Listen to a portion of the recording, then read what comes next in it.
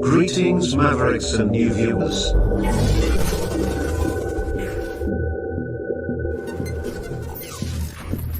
Tonight, direct and live from the Maverick News Network World Studios. This is Maverick News with Rick Walker.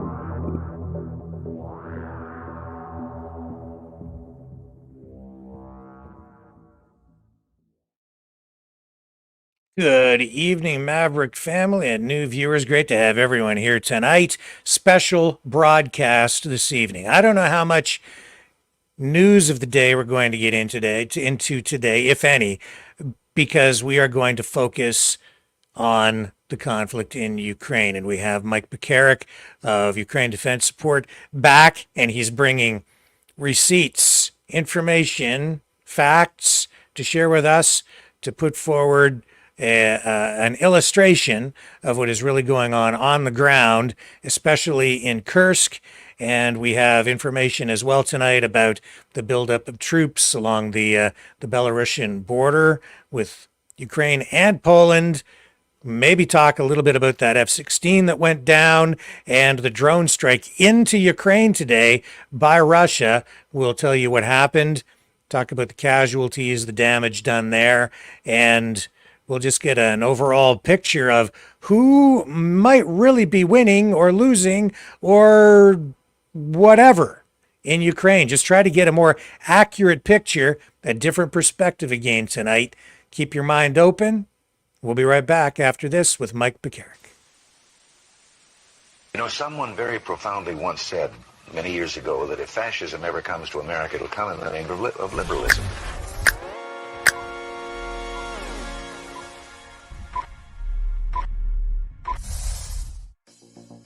Well, I think it's time we ask ourselves if we still know the freedoms that were intended for us by the Founding Fathers. If we lose freedom here, there's no place to escape to. This is the last stand on Earth. The entire world is watching. Every dictator, every crazy dictator in the world is watching.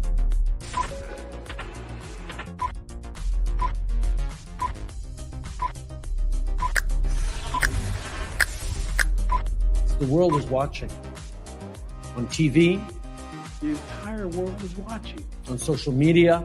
But the entire world is watching, and yes, they are seeing what we have apparently bravely been willing to say that others are thinking. Stand for freedom. Literally stand for freedom. Let's get this done. The entire world is watching. We're at war with the most dangerous enemy that has ever faced mankind in his long climb from the swamp to the stars. Maverick News. Maverick News. Maverick News. Let me have more control of my own destiny. The world is watching. He's a fighter. He's a survivor. President Trump, defiant, strong. He is determined to make America great again. Pay tribute to the 45th President of the United States with this collectible t-shirt from the Maverick News Memorable Moments collection. Even a would-be assassin's bullet could not stop him. Instead, he emerged with his fist in the air ready to fight. For freedom. Get your Trump Fighting for Freedom t-shirt with any donation of $30 or more to Maverick News. There are two iconic artistic designs to choose from. But there is only one way to get these. Donate at freedomreporters.com. Support free speech. Free media. Support Maverick News. Call 1-866-248-1490 or order online at supergeeks.tv. Okay, just a reminder, too, that we will end the program at some point, whenever we get done tonight, and then take a little break, and then at 10 p.m. we have Maverick Midnight Matinee. So you don't want to miss that, our watch party, so that's coming up after our Maverick News program tonight. But before we get into Maverick Midnight Matinee, we have to deal with the serious business, which is the conflict in Ukraine. And to help us do that, here's Mike Pekarek. Welcome back, sir. Great to have you here. Hey, thanks again for having me. My privilege, really. And I'm excited to have you here tonight because I know you've been compiling information. You sent over a whole bunch of photos and maps, and you've been doing a lot of research to really dig deep to get us a more accurate picture of what is going on the ground from your perspective. So I'm really eager to have you share that with us tonight, especially when I see comments like this from Jessica in the comments already saying Ukraine's defeat is doomed. Zelensky has thrown all their men to the meat grinder. Now many of the soldiers are from NATO, are mercenaries. If Zelensky continues like this, the country will be gone. That seems to be a very common sort of comment that we hear around here a lot.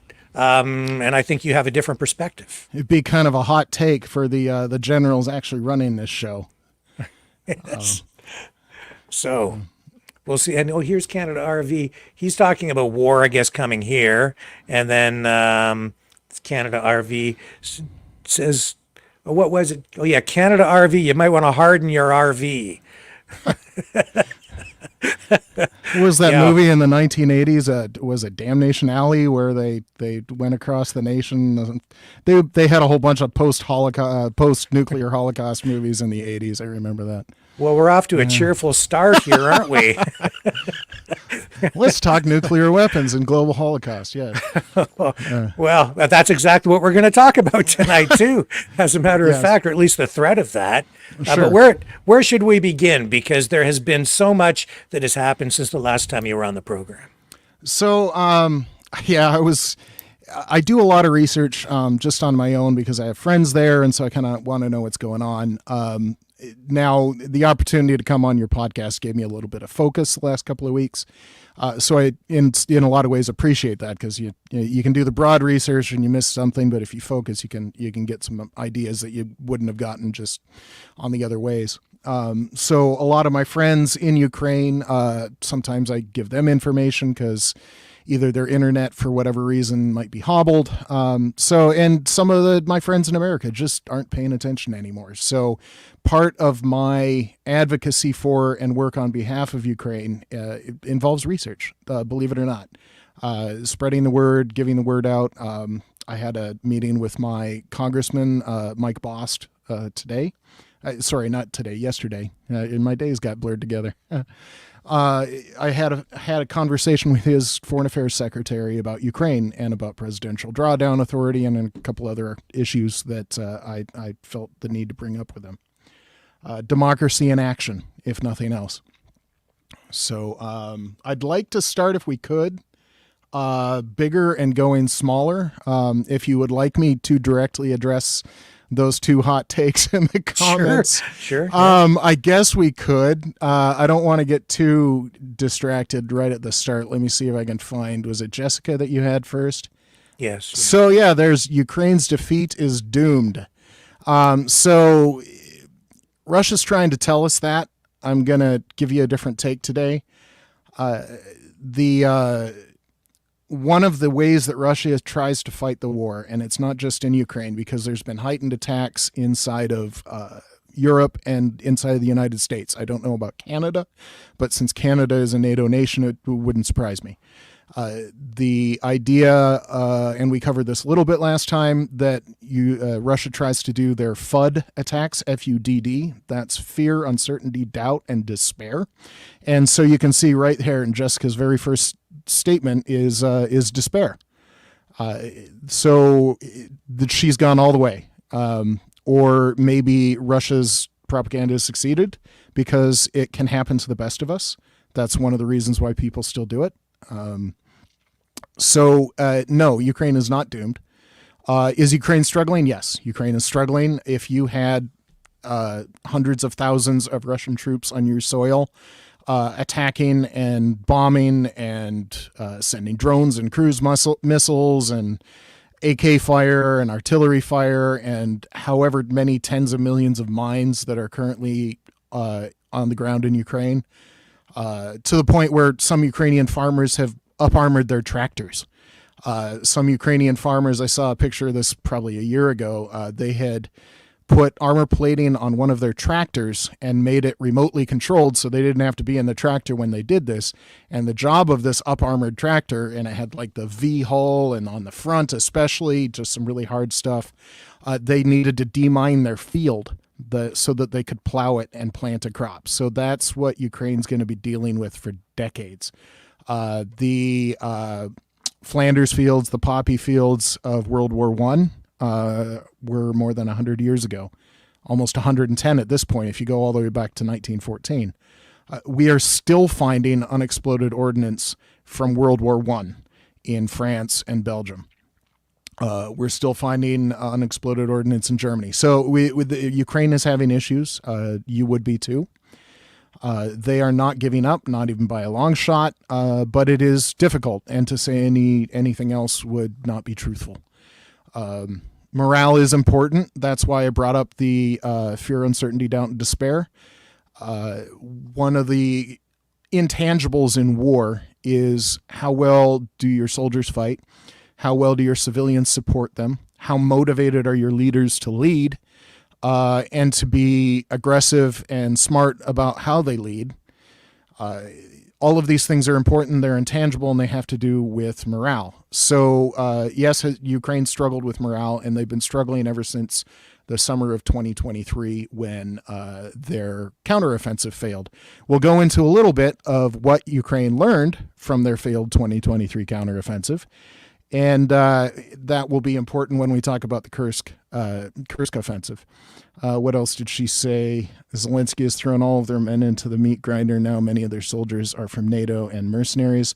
So the meat grinder, yes, Ukraine has had losses, but you want to consider that, and the debt and the level of payment Russia is making on its offense from Avdiivka towards Pokrovsk is severe. April through today, the average Russian soldier losses are 1,000 per day, at least. And certainly April, May, and June, they had many days that topped 1,500 soldiers, Russian soldiers, lost every day.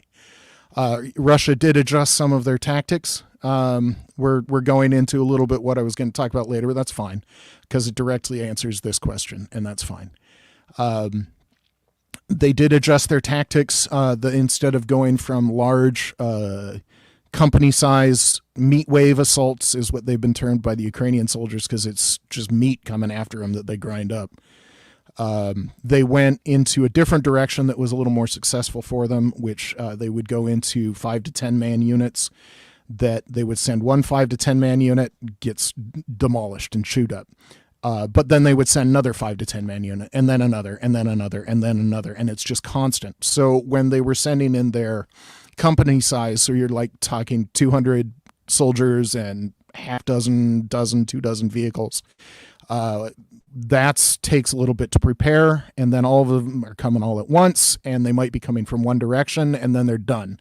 But if Russia changed their tactics to do the smaller, and they can just keep it up, even though it's small, they can just keep it up and keep it up and keep it up and keep it up and keep it up. And Ukraine has been successful. Russia has been advancing more in the last 6 weeks than they did February through July, certainly. I'd have to have a hard date put on it. Somebody knows I'd be interested when Russia changed that tactic. But they're still getting chewed up, even if the effect has been to give the Ukrainian frontline soldiers less rest. And so maybe degrading their effectiveness, a little bit demoralizing to be constantly under attack, because I don't know if anyone listening has ever been under attack, but the stress is astonishing. So that kind of stress that you keep on the Ukrainian defenders, that's a significant tactical change for them. The thing about mercenaries is certainly, I mean, there are men and women inside Ukraine fighting for Ukraine that are not Ukrainians. A member of Ukraine Defense Support, the founder and president of Ukraine Defense Support, is a U.S. Army veteran, and then he fought for 6 months in Ukraine's International Legion. That International Legion is still there. I don't remember how big it is. Carl could tell you better than I could. It's not something that I follow directly. So I did this last time. The flag behind me from the 72nd Motor Rifle Regiment out of Poltava, that unit and a couple other units are the ones I know. Since Carl served in his unit, the International Legion, he keeps up with it. I keep up with the units that I've known for 2.5 years. But they're there of their own will. And explain who Carl is, because people may not know. Gotcha. They may not remember him. So Carl Larson is the president and founder of Ukraine Defense Support. The group that I'm with it was formed 2-ish years ago, fall of 2022, maybe early winter. That sounds about right, because he served for 6 months and came back, and then it was either winter of 22 or 23. I was still in the Air Force, so I'm not sure when they exactly got founded. Then it was just people, and they're like, hey, let's help Ukraine. I know some of these frontline units. Let's send them gear. It's grown from a group of just let's people know each other. We're going to get together from coffee and see what we can do to help. To now we're 501c3. We have a nationwide presence. We have met with members of Congress on multiple occasions. Like I said, I did yesterday. I also did in April. Right before the big aid bill passed, I met with 12 representatives from Illinois and both senators. Then we do that. We support many units. We've taken in about $700,000 of donations. That's cash and in kind. Some of this is a little bit weird because when I was active duty, I was not legally allowed to do this level of participation in a non-government organization. But once I retired, I was free to. I'm no longer an active duty military member. So before I joined the group, I had shipped roughly $150,000 worth of uniforms, electronic warfare gear, Humvee spare parts, encrypted radios, binoculars, night vision, rifle sights, et cetera, et cetera, et cetera. Non-lethal gear because it's illegal to do anything else, but I did what I could. And you would be what I said about morale and just the simple ability to get up and fight. It's shocking the difference between having a decent pair of boots can have on you. Having been in both Iraq and Afghanistan, it can be sometimes shocking how much of a difference simply washing your face can be, or getting 100 yards away from where you were. The relief of stress can sometimes be huge for very small things. So a decent pair of boots, a decent pair of pants, a coat. That's what I was after. Since joining Ukraine Defense Support, my total is up to well over $200,000 worth of uniforms alone. The other gear was additional. I haven't added that up. So that's the kind of stuff we do. Medical gear in 2023, I believe, was $130,000. Some of that was civilian use, some of it was military. Things like what local hospitals would have in excess, like drugs. A lot of the times drugs have expiration dates that in America you can't legally put them in the hospital, but chemically there's nothing wrong with them. So we ship some of those. Ventilators, there's something called an IFAC, which if you haven't served, you might not know. That's an individual aid kit. The soldiers would wear an IFAC on their armor. Molly, I don't know if people know what that is, but it's this webbing that gets sewn onto, certainly onto a vest of armor, but also you can have it on other things. It's on a lot of civilian backpacks have Molly on them now. It became popular because I guess global war on terror, sometimes military backpacks became popular in the civilian sector. So it's like this easy attachment point, and the IFAC would have two either metal hooks in the old school, or in the newer school, it would be like nylon flaps that'll Velcro, so it gets in there and it locks. And it has everything. It has a tourniquet. It'll have some of them might have some morphine. It has various first aid kits for a combat situation. A chest vacuum pack for a chest wound is very common. So that kind of stuff we've also sent, lots of it.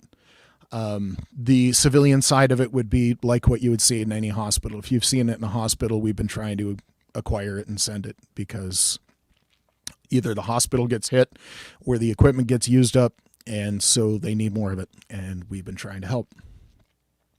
Was there anything else?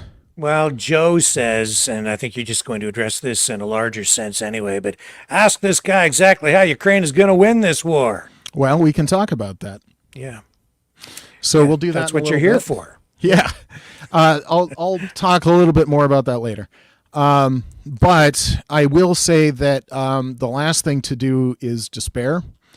And there's unless a country actually gives up, it'll never be defeated. You can look at France in World War II for that, the significant partisan forces. So, or for that matter, the Polish, that they were the first nation to be conquered. And incidentally, a couple of days ago was some anniversary, I forgot what year, of the Molotov-Ribbentrop Pact, which was a treaty between the Soviet Union and Nazi Germany that carved up Poland. This was when the Soviets, or Russians at the time, were still Nazi allies. And they carved up Poland as, hey, that country doesn't deserve to exist. We want that chunk over there. And then we'll be friends. And they would exchange snipers. When Germany finally invaded Russia, there were German tanks on Russian soil because they had military cooperation and they were talking about tank warfare with each other. You'd seen a Panzer IV in Russian colors before Russia could even capture any is kind of an astonishing historical find if you're looking at pictures. But they haven't forgotten that over in Poland, and that's they why certainly today have not. They unveiled this fighter jet today, which is on its way to Poland. This is the first one off the assembly line. This F-35. That's an amazing jet.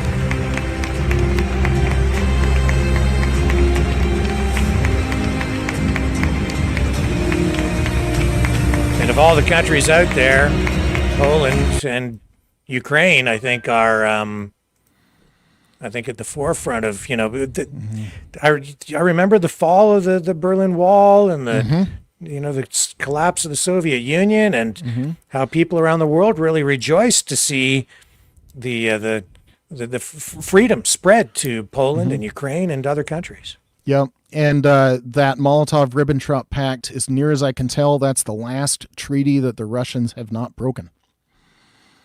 So just so you know what kind of a character that you're dealing with in terms of negotiating.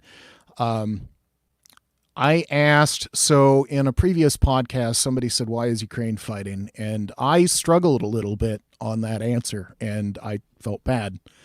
I know why I support them. I can give you things like I have friends there that need my help, and so I help them. I can give you more of a cerebral answer of this is the clearest moral choice of our day. I can't imagine a clearer moral choice than defending a country that was invaded and the victim of thousands and thousands of war crimes. I can't imagine a clearer choice than that. They need our help. They earned our help, and we need to help them. But I talked to a Ukrainian in Kiev, and I said, okay, I struggled a little bit with this. Why are you fighting? And he said, Ukraine deserves to live. And he stopped. That's all he said. Ukraine deserves to live. And that's where we're at. So instead of giving up on despair and, hey, how can they win? Why don't you say, okay, how can we help them win? What can we do? Instead of what are they going to do to win? Ask, what can we do to help them win? They've earned our support. They've earned our help. what can we do to help them win? That's the question. And the reason why they fight and the reason why we help is Ukrainians deserve to live. And that's it. If you want, we can get into some of my prepared remarks. I don't mind answering questions. So if people still have more questions, I'm fine with that. I appreciate questions. One of the reasons I appreciate questions is that sometimes a question will show me where I am wrong. So for instance, the question that you said, why help Ukraine? I'm like, I danced around it. I gave a long-winded intellectual answer. What's a better answer? So questions challenge me. Questions are good. So if you have more questions, please, I'm fine with that. I would like to say that in all seriousness, 2024 has been an incredibly difficult year for Ukraine so far. A lot of that is centered around the Americans. Speaking of successful Russian influence campaigns, the Americans stopped giving aid in October of 23, and the new aid bill didn't pass until April of 24. I'd like to say I had a little bit of part on that. But just because I was there and talked to members of Congress before it happened doesn't mean that I moved the needle. But man, if I move the needle a little bit, then I'm thrilled about my part of that. So some of it is Ukraine was just dry on weapons. And then Russia took Avdiivka in February. That was a slog that Russia lost tens of thousands of soldiers getting. They've been pushing towards Pokrovsk since February. Ukraine's been fighting back hard, giving them the what for. I remember in April, one of my roles in visiting congressional offices, I was part of a delegation from Illinois, led by a former U.S. attorney from Chicago. And one of my roles on our team was to be the voice of Ukrainian soldiers inside the halls of Congress. And one of my friends who's been infantry for now 2.5 years, then it was just 2 years and a couple of months, he's been infantry since the start. He was in the Avdiivka direction, and he said, we're running out of bullets. There's no artillery. There's no air support. We'll fight with shovels if we have to, but every single day we remind Russia that this is not their land. And that was one of the messages that went into the offices of 12 congressmen and 2 senators, direct from the battlefield.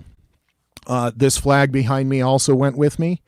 I recently found out that let me move the right way, the guy in the top left that signed, I hadn't heard from him in 2 years, and he finally found me, and we reconnected, so I found out that he's actually still alive.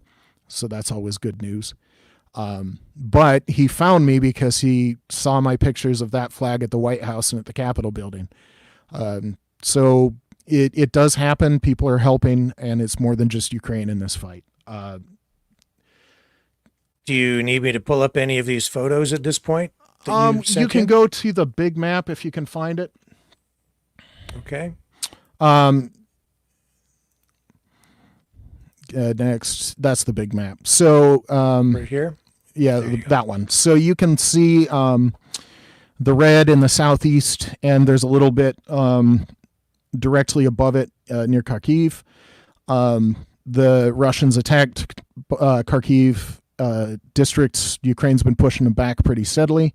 All that red is what Russia still has. Interestingly enough, any of those shaded regions are where partisan resistance is notable.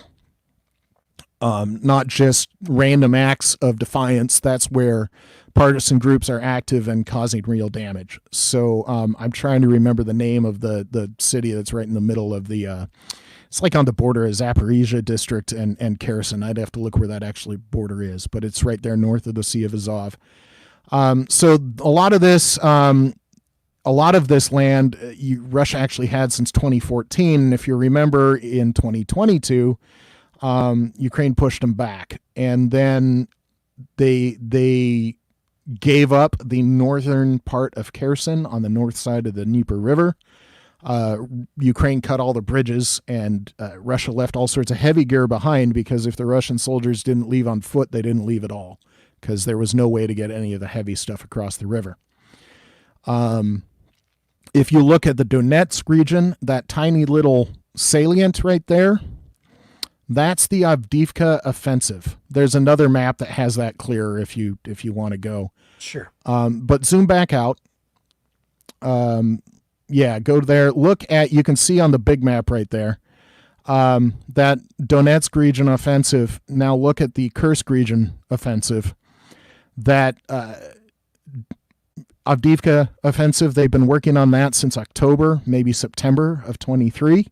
So it's been almost a year. They've advanced maybe 40 miles, maybe.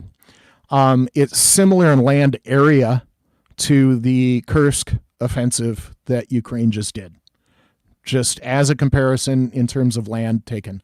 We can talk about strategic objectives and strategic impacts. That's different than land conquered. You can conquer areas of land that don't matter versus a little bit of land that makes all the difference in the world. But if you're talking about how fast is Russia advancing, how well is Ukraine defending, 2024 and 2023 were relatively static on the front lines. And everybody's like, oh, the offensive near Avdiivka. Yes, it's important. Yes, it's been costly. It's been incredibly costly for the Russians, but Ukraine has also paid dearly. But if you look at it, we're not talking a big, huge breakout here. We're not talking busting the Falaise pocket and General Patton doing a run around the German troops in France. We're not talking about anything like that. So yes, it's important, but perspective, people. If you want to go to let's see what's on the next map. So this is the Avdiivka direction, Pokrovsk with the Ukrainian flag there. That is their apparent objective once they took Avdiivka. You can see some of the waterways and some of the roads. You can look at the road. Pokrovsk is not central to Ukraine for any industry or natural resource reasons, but it is a major crossroads. So at this level of the map, they're only showing the most major roads, but you can see that it's a big road crossroads. But in the southern direction, they have a different road.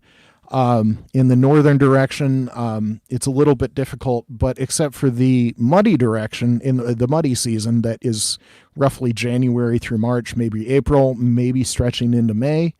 If you're not in those months in Ukraine, then the smaller roads, the dirt roads, or even fields, certainly in high summer, right where we are right now, the fields are hard enough to drive anything you want over it. So supply right now off of the roads is not convenient, but it is still possible. Still, that is probably why Russia is going in that direction. There have been reports. Ukraine has been keeping an astonishingly tight lid on their operational security. So these reports are from Russian sources, so grains of salt. But there have been reports of a large Ukrainian force buildup south of Pokrovsk, and I think west of Kharkiv, I believe is the name of that city. The idea would be that Ukraine would attack in a different direction, or if you can look at the map there, one of the vulnerabilities when you attack, because nothing is free, is your flanks are vulnerable. So when you're attacking like this, and it's not across the entire front, you have your main combat units at the front. You try and have securing forces on your flanks, but to continue the attack, you have to bring up supply trucks. You have to bring up helicopter bases if you want. Artillery only has a very limited range. Tube artillery is going to be at most 15 miles. Rocket artillery might be a little bit further. But you have to bring those up if you want to keep using them in your attack. Drones don't go very far. So your drone operators that are behind the front lines. So on your flanks there, you have to maintain security forces. But since you're not attacking on your flanks, you're going to be weaker there. So one of the dangers of attack like this is you go in from the flanks and cut off the main force. So rumors from Russian sources is that Ukraine might be building up a counterattack in the Avdiivka direction as well. Whether that's true or not, like I said, it's Russian sources. Ukraine's keeping its mouth shut. They learned from 2023 because I think people talked a little bit much. And that was part of the problem because you can hey, they're going to go on an offensive. It's probably going to be to the south. And it's probably going to be this direction. Well, Russia had months and months to prepare some significant defensive lines, and it didn't go well for the Ukrainians. So they learned, keeping their mouth shut. We'll see what happens. I don't know. I'm not in the planning sessions for the Ukrainian army, but I can tell you what I found out. And you can look at the map like anybody can, and you can say, hey, they're kind of vulnerable at their flanks, because that's just one of those truisms of war. If we want to go back to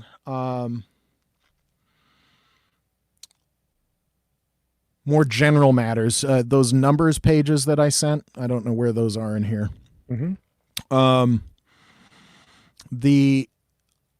So there's Ukrainian claims on what they've taken out in terms of Russian forces, and there's Russian claims of what they lost, and I would bet neither one of those is accurate. The Americans in World War II, while we were fighting, would say we'd send out fighter planes, and they'd say, hey, we shot down 10. But then after the war, we got into the archives of the Japanese and Germans, and it turns out when we claimed that we shot down 10, only 5 got shot down, 5 more went back to base.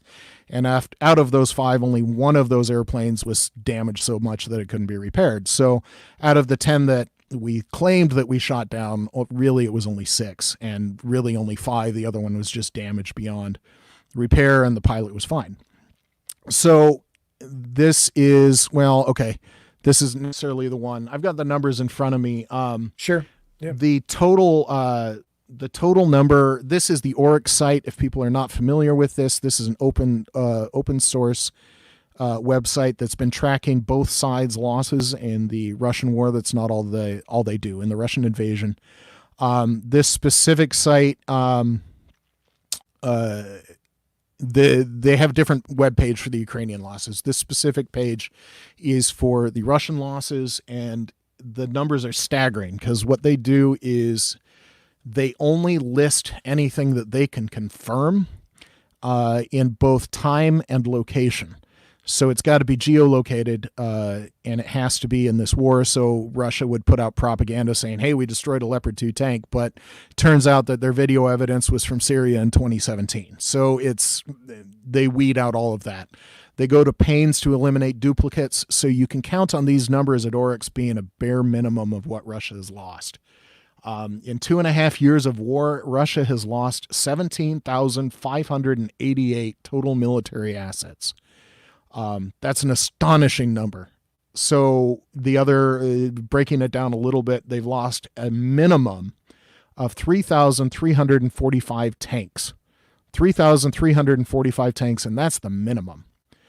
That the start of the war in January of 22, Russia only had 3,000 military main battle tanks active. So at some point in 24, they passed 3,000, which means that Russia has lost more tanks in their invasion of Ukraine than they had at the start of the invasion, at least active. What they've done is they've drawn out of reserves, and they've tried to get old rust buckets running again. Going on, they've lost more than, I think I added this up, more than 7,000 combined armored fighting vehicles, infantry fighting vehicles, and armored personnel carriers. Those would be your BMPs and your BTRs and all those other different, it's like a zoo of different vehicles that they use. But 7,000. 286 command and communication stations and vehicles. Every time they lost one of those, they lost a significant commander, and the ability to control their troops. 548 engineering vehicles and equipment. These are tank recovery vehicles. They're mine plowing vehicles. They're bridgeheads, pontoon bridges, tow trucks, flatbeds, any sort of engineering vehicle. 821 self-propelled artillery. That's not tube artillery. That's not rocket artillery. That is just self-propelled artillery. That's when they put an artillery cannon on a vehicle that has either tracks or wheels. That's just self-propelled artillery. 322 anti-aircraft systems. 127 fixed-wing aircraft, including 33 Su-25 attack planes, more than 35 Su-34, that's their modern attack planes, 20 other flanker types, and here's a big one, at least 2 AWACS jets. That's the one with the big radar dish that can see for several hundred miles. Airborne Early Warning and Control, AEW and C, is the generic terminology for those aircraft. They only had 6 or 8 of those at the start, and they might be down further because Ukraine damaged a couple more, and as they fly, these are not new jets. And Russian maintenance can be sketchy, so best guess they might have 2 to 4 still flying.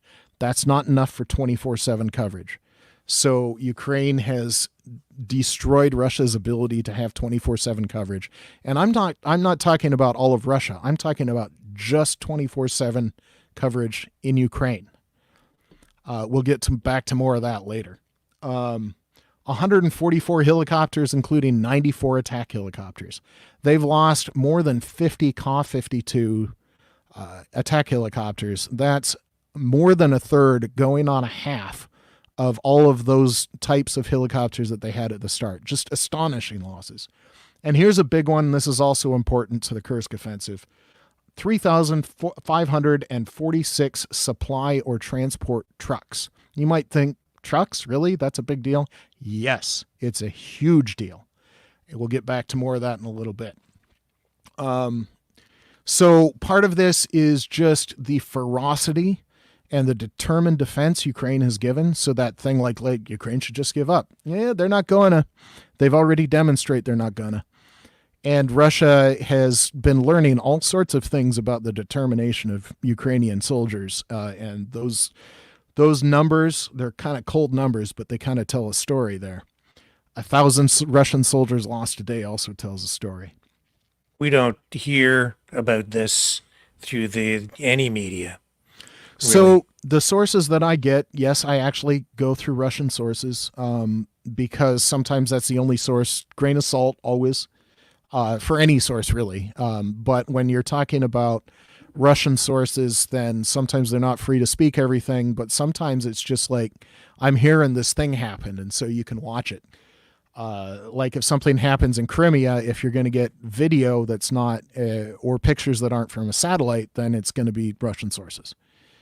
But there are also some people that do a pretty good job of documenting it. If somebody is interested, there's a retired American general, Ben Hodges, that does a really good job of studying this. There is a group called the International Study of War that is an NGO, that's kind of their job. They've got a page on let's study what Iran's doing. They've got a page studying what the Hamas is doing. They've got a page for various conflicts in Africa. The dust-ups between India and China the last couple of years, they've got a page for that. But they do significant research on the Russian invasion of Ukraine.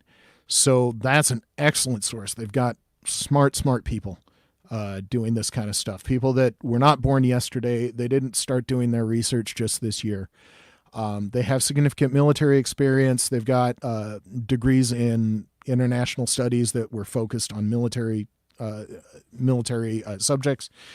Some of them have foreign policy experience in the real world doing the job. Some of them have military experience in the real world.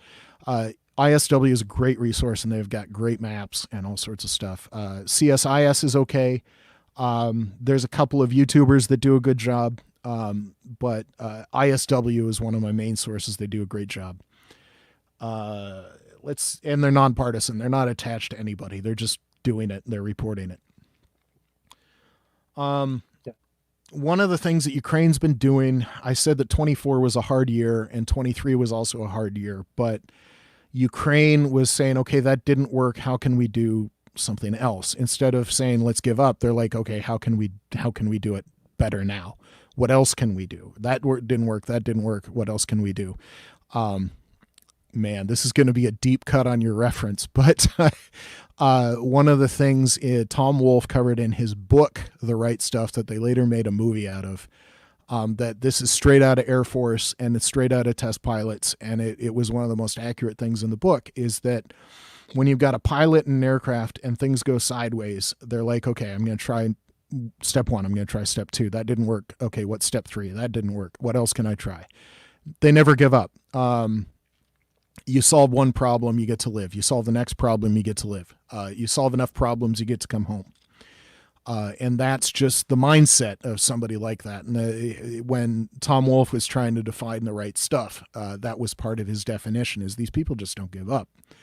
And that's what Ukraine was doing. So they were coming up with new ways to defend themselves, new ways to go after Russia, new ways to make the life of the Russian soldier on the front line more difficult, and their ability to wage war more complicated and more harder, just in every way. So how do you do that?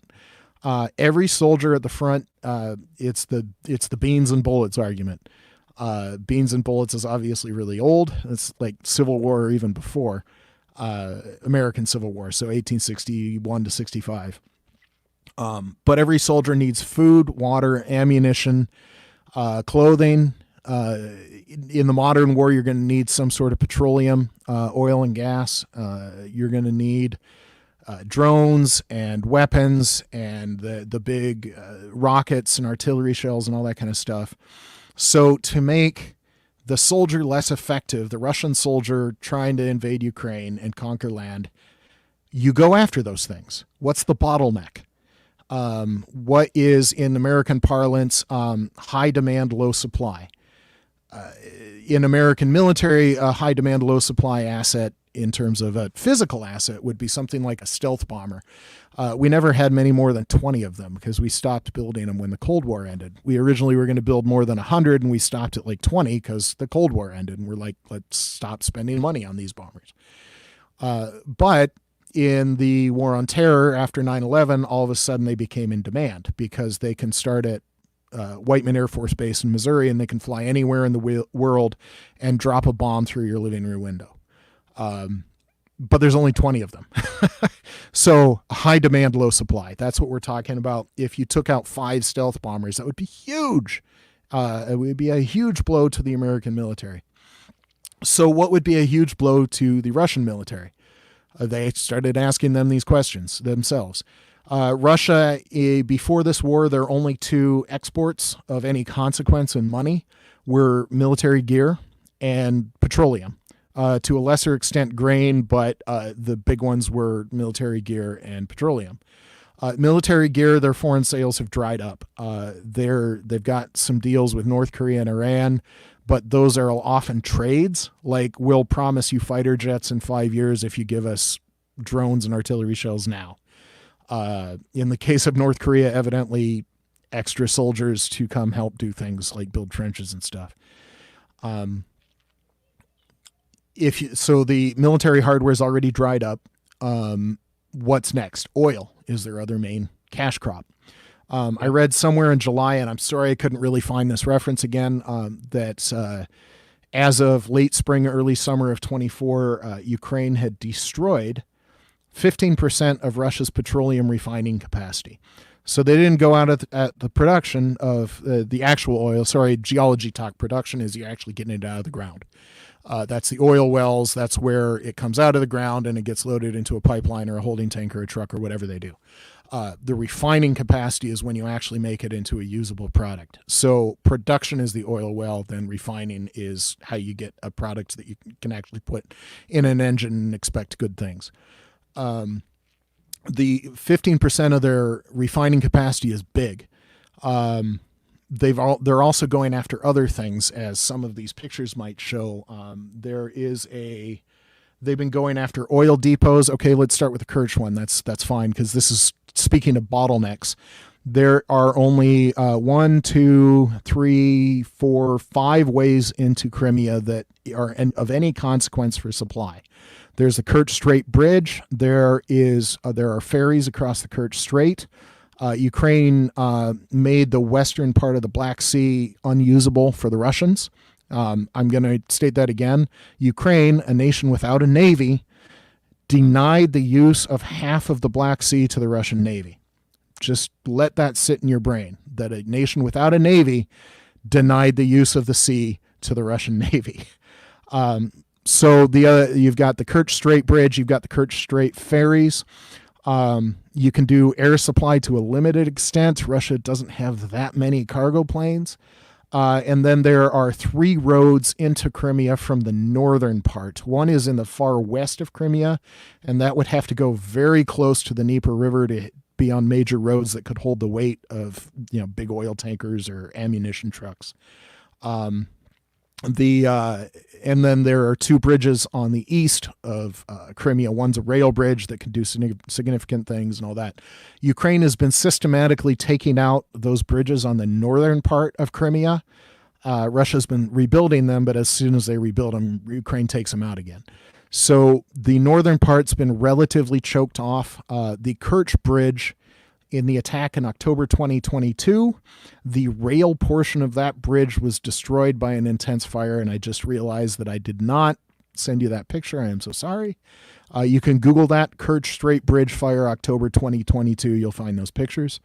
But that sort of intense fire damaged the concrete, and more importantly, it damaged the reinforcement inside of the concrete. So all the rebar or whatever steel that they used to reinforce that bridge was severely weakened by that fire.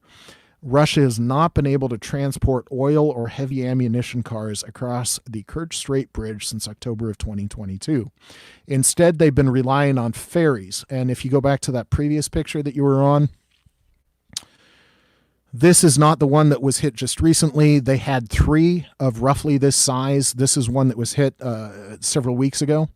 I'm not going to put a number on it. It might have been 6 weeks ago. I'd have to look up the exact date, but it was taken out. And this is an example of what we're talking about here, though, is that it's a ship that can take these big petroleum railroad cars, incredibly heavy things. There's a port facility where they roll the cars up, and then the deck of the ships have the rail, so you just roll it onto the ship and then go across the ocean. This ship was taken out several weeks ago. Go to the next one. Next picture. And then this is just recently. This is the last remaining ferry, and you can see it is not in its happy place right now. The reports that we've been able to see, this ship was loaded with 28 rail cars. The Russian reports said that 18 of them were completely destroyed and the other ones heavily damaged. I don't know what the next picture was.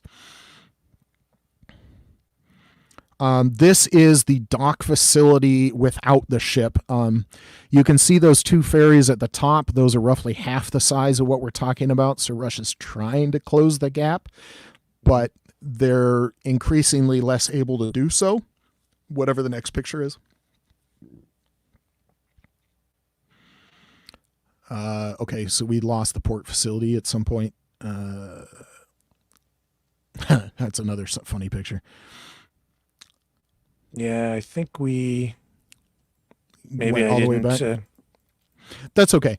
There's a picture where you can actually see the damage to the ship from a satellite view. They're open source civilian satellites that a lot of the sources that I go to. It was the same shot, but that large dock basically in the middle of the picture is where the ship was at and trying to load. You can see all the rail lines to the right. It's sunk. There is green water over the top of the ship. It's no longer there. So We're talking about high demand, low supply, bottlenecks, and all that kind of stuff. Ukraine decided that they were going to choke off Crimea. And they've done this in several ways. I didn't include any of these pictures, but 2 weeks before they attacked this ferry, they did a separate attack that took out the air defenses. So Russia had been stationing a whole bunch of air defenses. This is roughly 10 to 12 miles north of the Kerch Strait Bridge, and they've been heavily defending the bridge. but the Ukrainians took out the air defenses. So this ship was hit by one of those Ukrainian Neptune cruise missiles. And that was allowed because Ukraine was preparing the battlefield. They're like, okay, let's go after the petroleum. How do we do that? We have to take out the air defenses. So they took out the air defenses, and then they took out the ship. So there's some thought here. There's some preparation. There's serious things going on with what Ukraine is doing. And it's not just here. There was a oil facility in Rostov that was hit hard by long-range drones, and this was not a close attack. This was hundreds and hundreds and hundreds of kilometers. I'd like to say 700, but I'd have to do the math because there's so many facilities that Ukraine's been hitting. I can't keep them straight sometimes in my own brain. But this one, the smoke plume was more than 100 miles long. Ukraine's been converting all sorts of things to longer range drones. Some of the really deep strikes, more than 1,000 kilometers inside Russia. They converted old Cessna prop planes. I think I mentioned this in the last one. They've been preparing to go after Russia. 23 and 24 have been hard, but Ukraine didn't give up. They've been going at it in different ways. Say, how can we do this? And what they're doing is they're going after the petroleum. The other thing we're going after, if you go back to the slideshows, is we ran out of oil pictures, but if you go on, this is one of the airfields that we're going at. Go at the next one. This is the Marinka Air Base. You can see some of the jets parked. They're mainly Su-34s and Su-24s. To attack jets. This is, you can see the inset above. The two insets above are from before, and then they're inset into an after picture. You can see all the scorch marks, all the debris.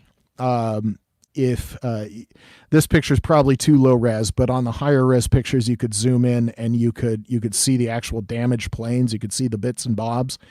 Not just on those prepared structures that Russia started to build, but you can see inside of one of those shelters that was destroyed used to be a Su-34. That's not going to fly anymore. I don't know what the next slide was. But you can see, we'll talk about this briefly. We'll go back to this. What's the next one? Oh, hey, here's your sunk ship. That's what I was talking about. And it's inset into the port facility. You can see on the top right, there are storage tanks. Ukraine's actually gone after those a couple of times. And what is not in this picture are the damaged sections of the storage. So if you're talking about a choke point, one of the ways that you get a port facility to work, and certainly a cargo port facility to work, is you have to have some storage. That's both for the ships to fuel up, but also to load up whatever you're doing. And if you destroy the storage, either at an airfield or at a port facility, well, that storage has to go somewhere else. So you move it back and back and back, and it makes it harder and harder and harder for Russia to do their business. What's the next slide? But you can see all that green water lapping over the ship right there. And I know that when that happened, Russia just denied that it had happened. Yeah, but then, there's these things called satellites. Yeah. You can see more of the storage there, but this is very much a before picture. Those four big tanks there are what Ukraine had taken out. This is a much older picture. Okay. That's the ship that was sunk at a different part of the port. Go on. You can see how many tanks were on board it. Go on.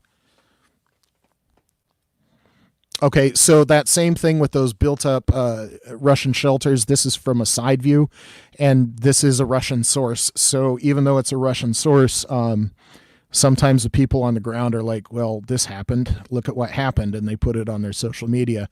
And you can see on the left in that red circle, that red square, that looks to me like a Su-24. It's a bit grainy, but it's got the nose shape of a Su-24. And appears to me like it's only got a single tail, but it's grainy, so it's hard to see. The one on the right, it could be a lot of things. I would bet that it's a Su-34. It's got a droopy nose and a kind of a high cockpit. I seriously doubt it would be a Su-57 at this base. I would bet money it's a Su-34. The aircraft that were open to the sky on the rest of the base did not include any Su-57s. They were all Su-34. So at a bet, I would say that's a Su-34. Okay. Now, here's an interesting picture because they don't just go after the airfield. Going after a jet is fine. Russia has gotten a little bit better. They are alerted to the drone attacks. They fly their jets away. And then Ukraine can't get any jets on the ground if they're not on the ground. But if you look at all these scorch marks, you can tell that they weren't necessarily going after the jets. They kind of got lucky that the jets were there, and so they went after them. But these scorch marks have a lot to do with the SAM air defenses, the surface-to-air missile defenses that were guarding the base. Right in between the taxiway and the runway, that's where S-300 or 400 site was. It's no longer there. A lot of if we had a better before image, you could tell that some of the ammunition dumps are simply gone. So that this level of scorching, that's what looks like when hundreds of airborne munitions just stop existing very explosively. So the damage done to this base and the usability of this base is a lot more than the jets destroyed. The ammo dump's simply gone. Hundreds of Russian airborne munitions simply don't exist anymore. And speaking of supply, well, if you're going to be able to mount it on jets, well, you need to bring new ones in from somewhere else. That's going to take some time. And it's also going to take what I mentioned before, trucks. You're going to need supply trucks to get them from here to there. Ukraine has taken out 3,500 supply trucks. So it gets progressively harder and harder. I have no idea what the next picture is.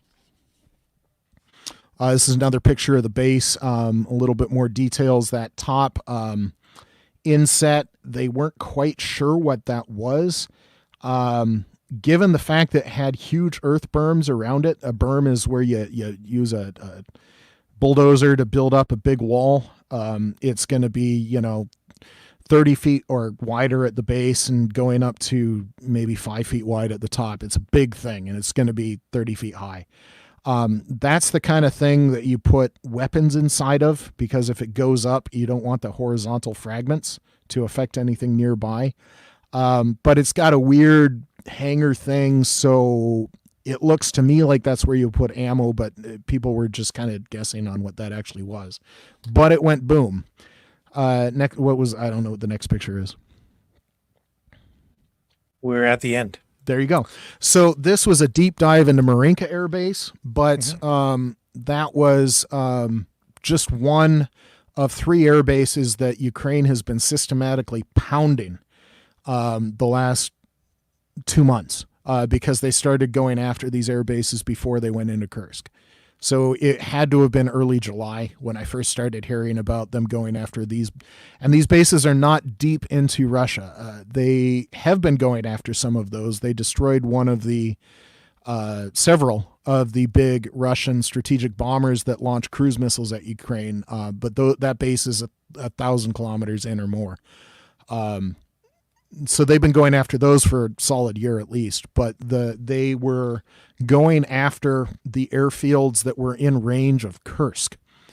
And I wrote down somewhere, I don't remember where I wrote it down.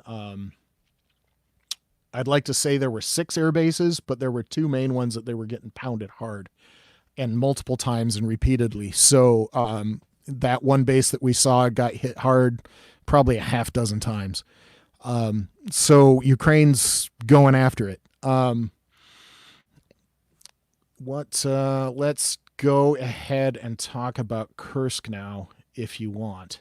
Sure. Yeah, because all of what you just mentioned, very significant. That's kind of leading up to, yes, it's painting the picture. The Kursk offensive, which really flipped the narrative. It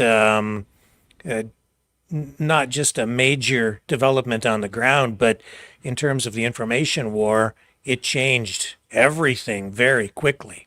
Mm-hmm. It very much did. So I don't know if you wanted to go back to a map or that bridge picture. That bridge picture is fine enough to talk about it. So to start, one thing that sometimes gets run over or ignored, because I remember reading this when it first started, and then I didn't think about it again until maybe an hour before this podcast. It just completely escaped my brain, but it's huge. Think about, I went all the way back to the Molotov-Ribbentrop Pact in 1939. When was the last time a foreign military invaded Russia and conducted combat operations against Russia on Russian soil? And it was, 1943?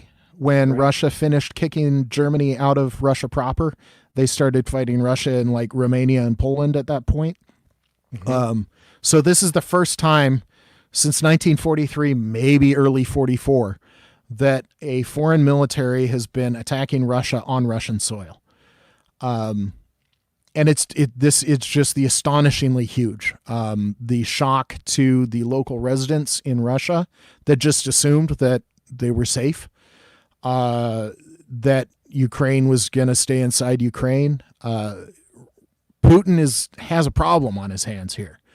And some of the Russian responses to the Kursk attack show that he has a limited number of bad options to respond, and Ukraine is taking advantage of that. Because one of the things that you do is you attack your enemy where they're weak. Sometimes you have no choice. Sometimes you have to go after them when they're strong. But if you have a choice, go after them where they're weak. And just to focus on this picture for a moment, as I understand it, there are 3 main bridges in that area, in the Kursk area, and now they have all been knocked out, which I'll get you to comment on the significance of taking those bridges out. Yeah, I was looking for the exact name of the bridge. I'd like to say it's the Glushkova Bridge, but man, I probably got that wrong. Yeah, that's what it says right there. It's the Glushkova Bridge in Kursk. I could have read what was on the picture I sent you. Now I feel silly. So this was the big one, and it gives you the other bridges were smaller than this. So you can look at this. It looks to me like it's a 2 at most 4-lane highway. They'd have to be pretty narrow lanes for it to be a 4-lane highway. And this was the biggest bridge across this river. It also gives you a sense of how big the river is. It can be a little bit hard, and obviously with a flat picture that isn't necessarily low res, you can't quite tell that they dropped this span, and there is a pylon in the middle that looks like it still has a bridge section, but there's another pylon still inside the river beyond that, and then you get to the opposite shore is what I am seeing. So it gives you an idea of the size of this river. And it's not a small river. This isn't just like a 30-foot wide thing. This is a significant geographic obstacle. So if you're going to be crossing it, you're going to need some bridges. This is an example of how serious Ukraine is taking this. I'd like to say this attack was HIMARS, but don't quote me on this because Ukraine's been using American small diameter bombs. These are glide bombs. They've been conducting airstrikes, and I want this to sink into people's heads. Ukraine, after 2.5 years fighting Russia, still has an air force that is capable of conducting airstrikes inside Russia. Just let that sink into your heads when next time you say Ukraine should just give up. How are they going to win?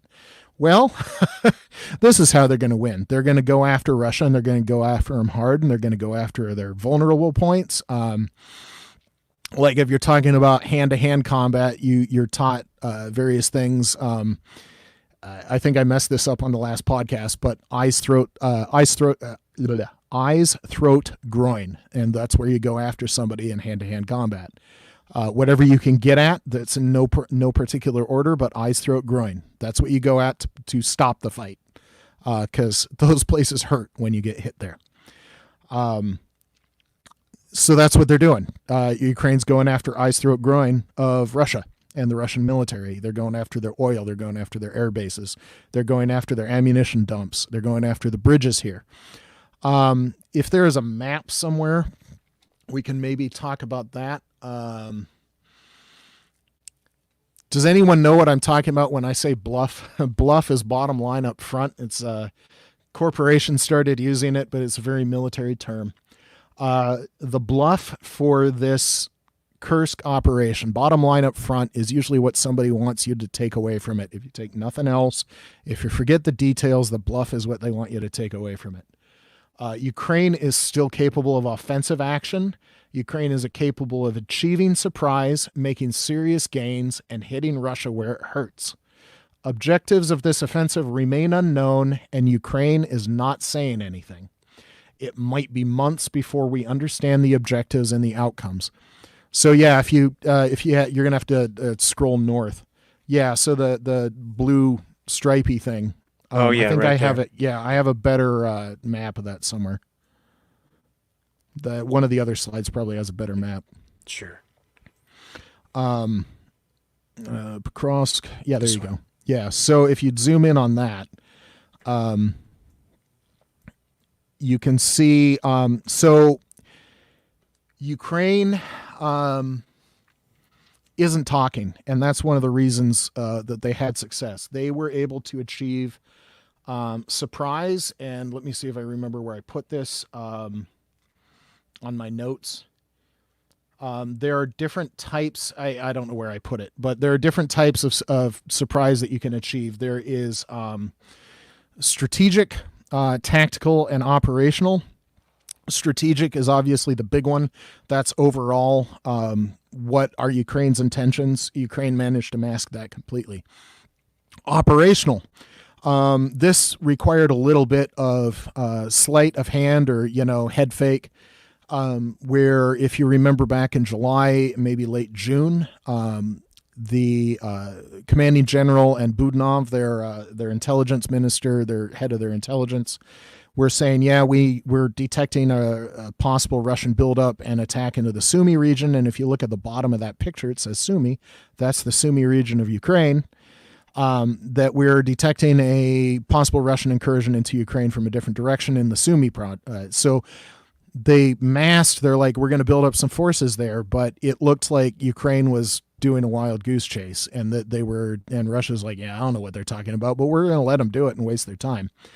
But that was a mask, and so that was operational surprise. Then tactical surprise is you don't know if you have tactical surprise until it either happens or it doesn't. But they went in hard. You can see it's a little bit hard to tell on this map, but you can see the main border of Ukraine and Russia. Everything that is diagonally shaded with blue and white is inside Russia. So at the bottom edge, that is the Ukrainian-Russian border. There's a line inside that's incomplete and has some dots and all sorts of weirdness, and you can't quite tell, but on the border there's a similar line. These are, speaking about open source intelligence, that if they're out there, if you know, the Institute of the Study of War has these on their maps. To a lesser extent, the deep state maps have these, but it's not as good. Recently, deep state was great about a year, 15 months ago, but anyway, there's reasons for them not being as accurate anymore. But the ISW marks Russian defensive positions that are visible from satellites. So these were Russian defenses that were large enough to be visible from space. So there were significant Russian defensive positions that Ukraine broke through. And there are at least two layers of that, and these were significant things that Russia had put together. To the west of this, a little bit, you can see where that Russian defensive line, yes, so right there, you can see on the western little bit, there's another tiny little spit of land that is shaded in. That is, Russia decided that was an indefensible position. It's hard to tell on this grainy of a map, but if you look on ISW's map, you can look at the geography of this place. And Russia this is inside Russia. This is Russian land that Russia withdrew its forces from because there was no way to keep the Russian forces there. There is no roads, no bridges, so they just plain withdrew from that. On the northern part of this, you can see their defensive things, but that's the river that big Glushkova bridge was destroyed on. And the Glushkova one was closer to the place that shaded in with Ukrainian forces. The other two were further west. Now there's been various pontoon bridges that Russia's been trying to put up, and Ukraine's systematically destroying. They're like, yeah, you want to put them up? That's fine. We'll take out your pontoon bridges too. That's great. We're happy to do that for you. So the other thing to consider about this is, well, as long as we're talking about defensive positions, let's look up at the, I like to say that's was it the E road up there? My eyes, I'm not young anymore. I'm so sorry. Highway E38? Yeah. So the E38 is, when you saw some of those Russian supply convoys, I specifically did not send you pictures of those because they are extremely graphic. You're welcome to look at them. They're available on some Russian Telegram channels is where I mainly saw them. They were not, Ukraine was not fooling around. It was several Russian truck convoys, both with Russian soldiers and Russian supplies in them. If you've got a strong stomach, you're welcome to go look at those pictures. But Ukraine was not fooling around and took them all out. Now, is this the highway that has been shut down to all traffic except military transport traffic? Correct, because this is the main supply route into this area of Russia. Right. You can see that ISW put up all of those extra defensive positions. Those were not there a month ago. These are all brand new. These are all Russia going, oh, no, we have to do something. So that lake that you can see, the little body of water up there, that is the cooling pond for a Chernobyl class nuclear reactor that is the main power supply generator for this region of Russia. I don't know, it's probably not marked on the map, but you can see, zoom out a little bit, you can see that vertical line, the north-south line that crosses the east-west lines. You can see how most of their build is looking at like it's protecting a nuclear power plant. And for good reason. Ukraine doesn't have to take out the nuclear power plant to completely hamper a lot of Russian military industry in this region. So speaking of, eyes, throat, groin, if they can take out the power transmission lines that lead away from this power plant, then all of a sudden all sorts of Russian military factories have no power and can't operate. So when you're talking about the seriousness of this attack, I don't think Ukraine is going after the nuclear power plant because you can see how deep that is into Russia. I don't think that's a realistic objective for Ukraine. It's possible, but I don't think it's realistic. I don't think it was their main objective, but just the threat to it forces Russia to respond. And it's not the nuclear plant itself. It's the power that it generates for Russian military industry. I have a different number in my notes. I saw a new number today. Russia's evacuated something like 180,000 civilians. And Putin's been doing a really good job the past 2.5 years of keeping a lid on his own population, keeping a lid on unrest and people not liking what's going on. But 180,000 people that are all of a sudden not in their homes, and they're trying to find a place to sleep. Russia generously gave them $150 for their trouble. There was a young woman who came armed to the information war on YouTube, came armed with eyelashes and some facts, okay, and a few other attributes. Kitten Yuri or whatever, I'd never seen her before, popped up on YouTube, and I thought she's got to be lying about this $150. So I went and I started to fact check all the information she was giving on her video, and everything she said was accurate. It blew me away. I have no idea who this is. Now I'm curious. Here she is right here. I've never seen her before. I said, I want to interview this girl. Yeah, go ahead and send me a link. I'm kind of curious now. I'm always looking for news sources. Here, I'll show you. This is her right here.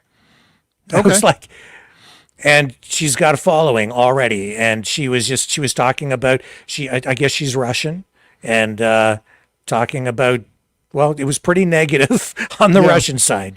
And we're about to go more into that. Who is this? But anyway, that's a sidebar. But that number blew me away.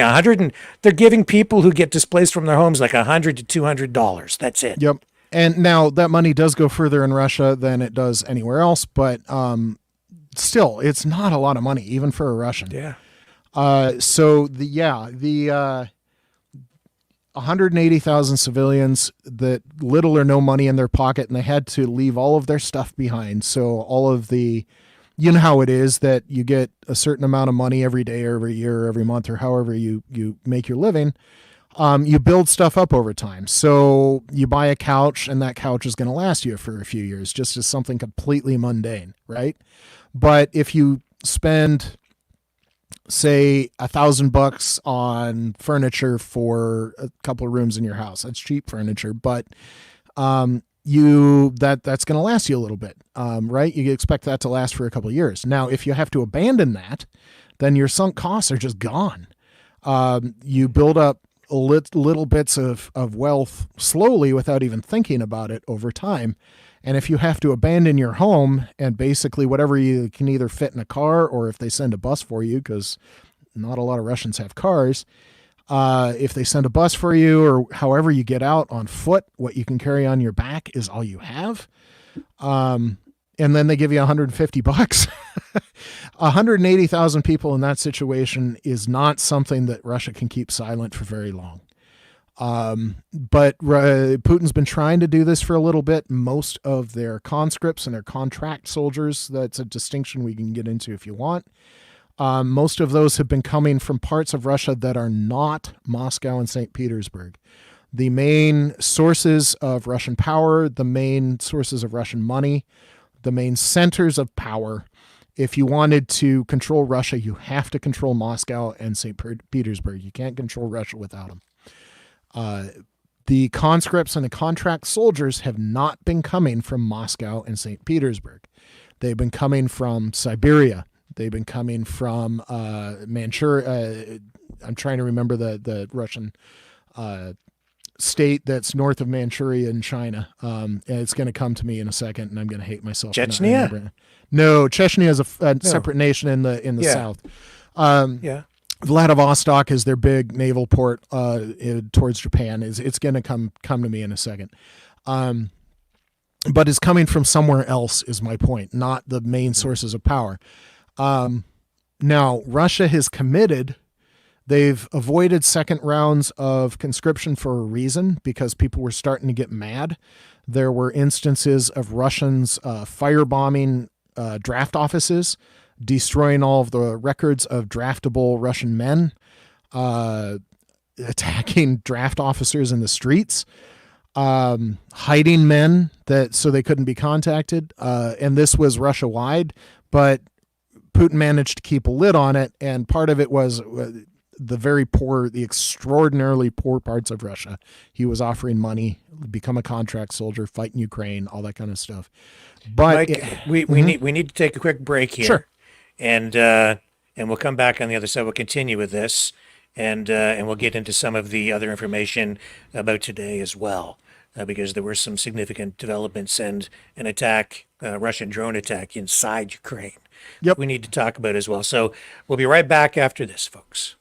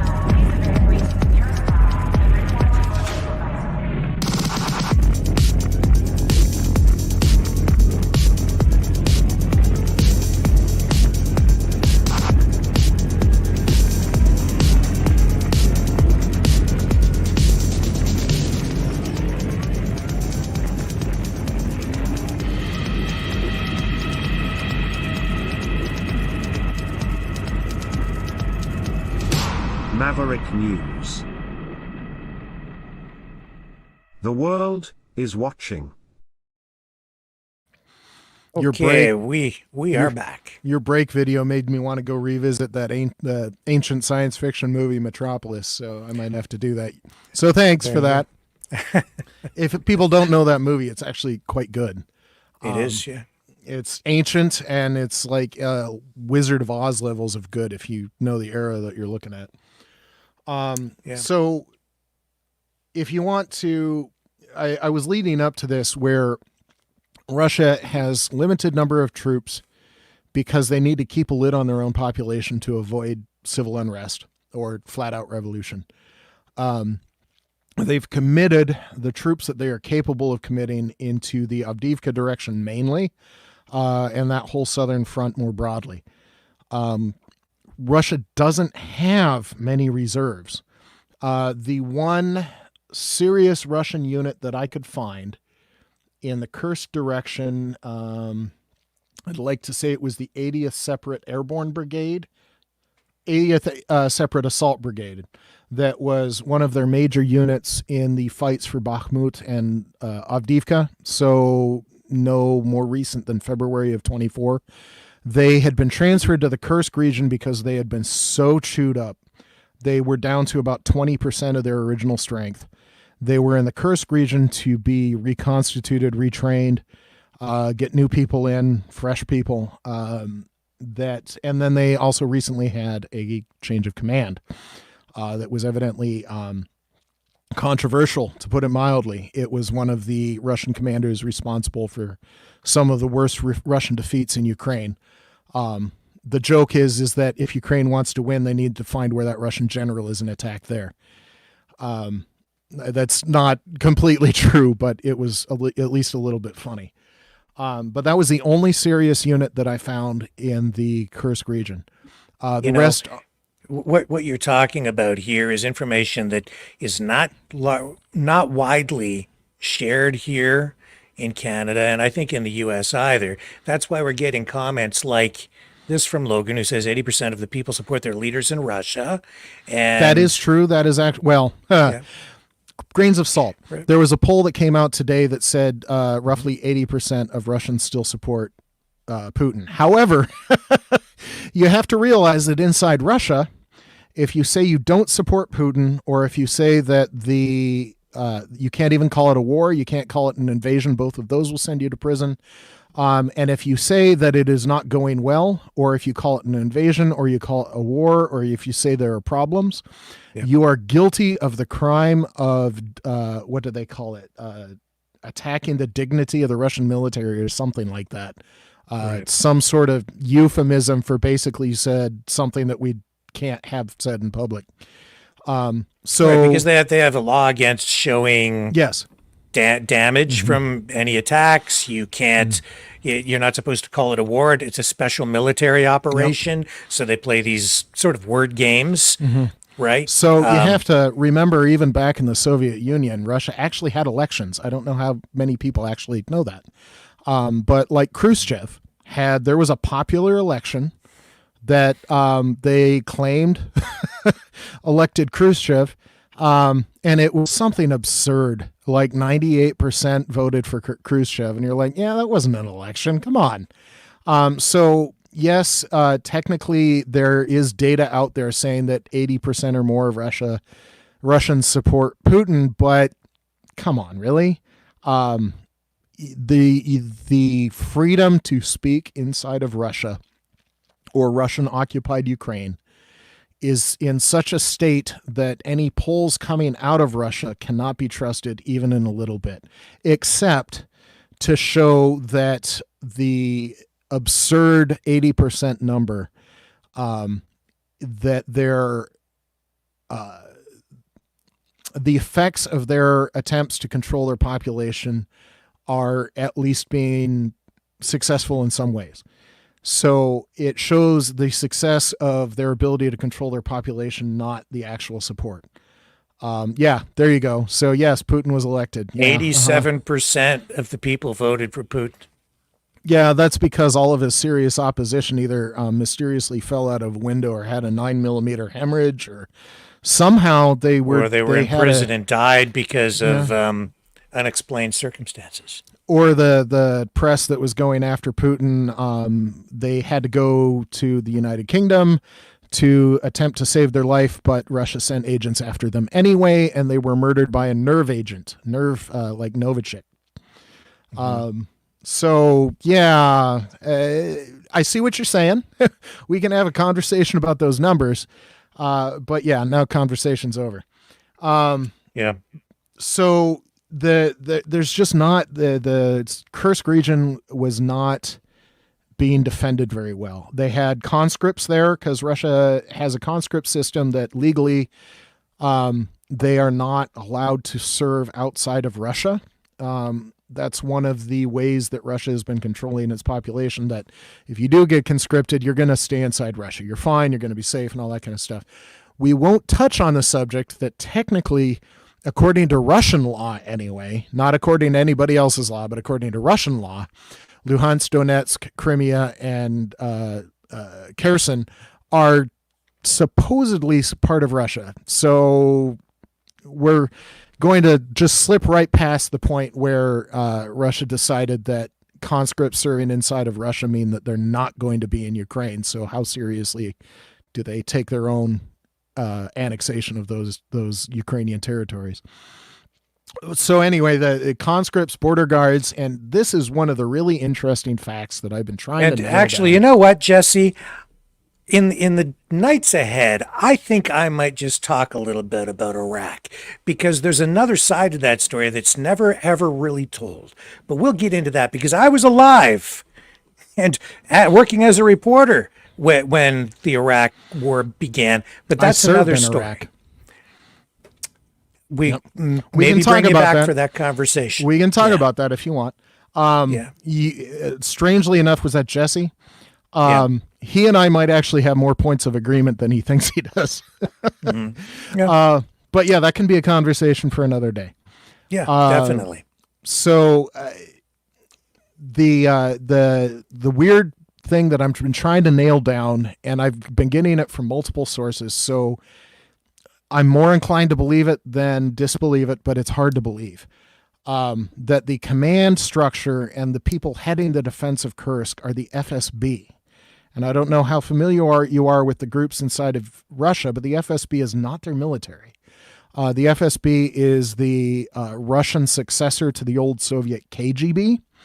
It's like if the American FBI and CIA had this weird love child with, like the Wagner Group or some private mercenary soldier for hire thing. It's a really weird organization, but it's not military. The closest you could get would be federal police, but these guys have teeth. The French have this weird federal police, the gendarmes, that are more military than I'm used to seeing. But the FSB is just this weird thing. But I would not expect them to be in charge of defense of anything, and I probably wouldn't want them to have a defense of anything. Logan. Yeah. That's okay, Logan, but that's what this show is all about. Okay. Yeah. So if you want to be in your safe zone or your safe space, this is rarely the place. Okay. No. So strangely enough, Logan is one of the people that I came to talk to. So I'm laughing because of his phrasing, and I hope, Logan, that you can laugh at yourself. If you can't laugh at yourself, then you need to have a more serious conversation, not about Ukraine. But this guy's testing me. All I could think of was Star Trek II, The Wrath of Khan, and Ricardo Montalban going, he tests me. And I had to laugh. One, it's one of my favorite movies, but it's an iconic line from that movie. So hopefully you can take a laugh out of that. So if I do test you, and I actually hope I do, I know that there was a little bit of upset and anger in that statement. I get it. But I like being tested because I have this thing where I want to believe as many true things as possible, and I want to get rid of as many false beliefs as possible. And the only way to do that is to test yourself and have other people test you. You got to get out of people that agree with you. You have to go to places that you are uncomfortable in. And so I don't mean this harshly. I mean this charitably and with empathy. I actually do hope that I am testing you. And I hope you test me because that's how I learn. And just take that in the honest sense that I'm giving it. And maybe we can have a conversation. So the FSB being in charge of... That's okay, Jesse. I'm with you on that, right? It's like, I'm not against you either. But, I know from working in media all my life that it's not just what you're told, it's what you're not told that can be just or even more important. And there is a lot that we have not been told about what's going on over in Ukraine and now in Russia. And that is because of censorship on both sides. And we're just trying to get everybody closer to the truth by having as much information shared as possible. And that's what Mike is doing here tonight. It actually sounds like Jesse and you and I agree on free speech. I think that's vital. I don't think it exists inside of Russia right now. And I think that any vibrant society that wants to have any sort of reasonable comfort of living and a positive path forward for your children. I have kids and I work to make, hopefully make their life better than what I had.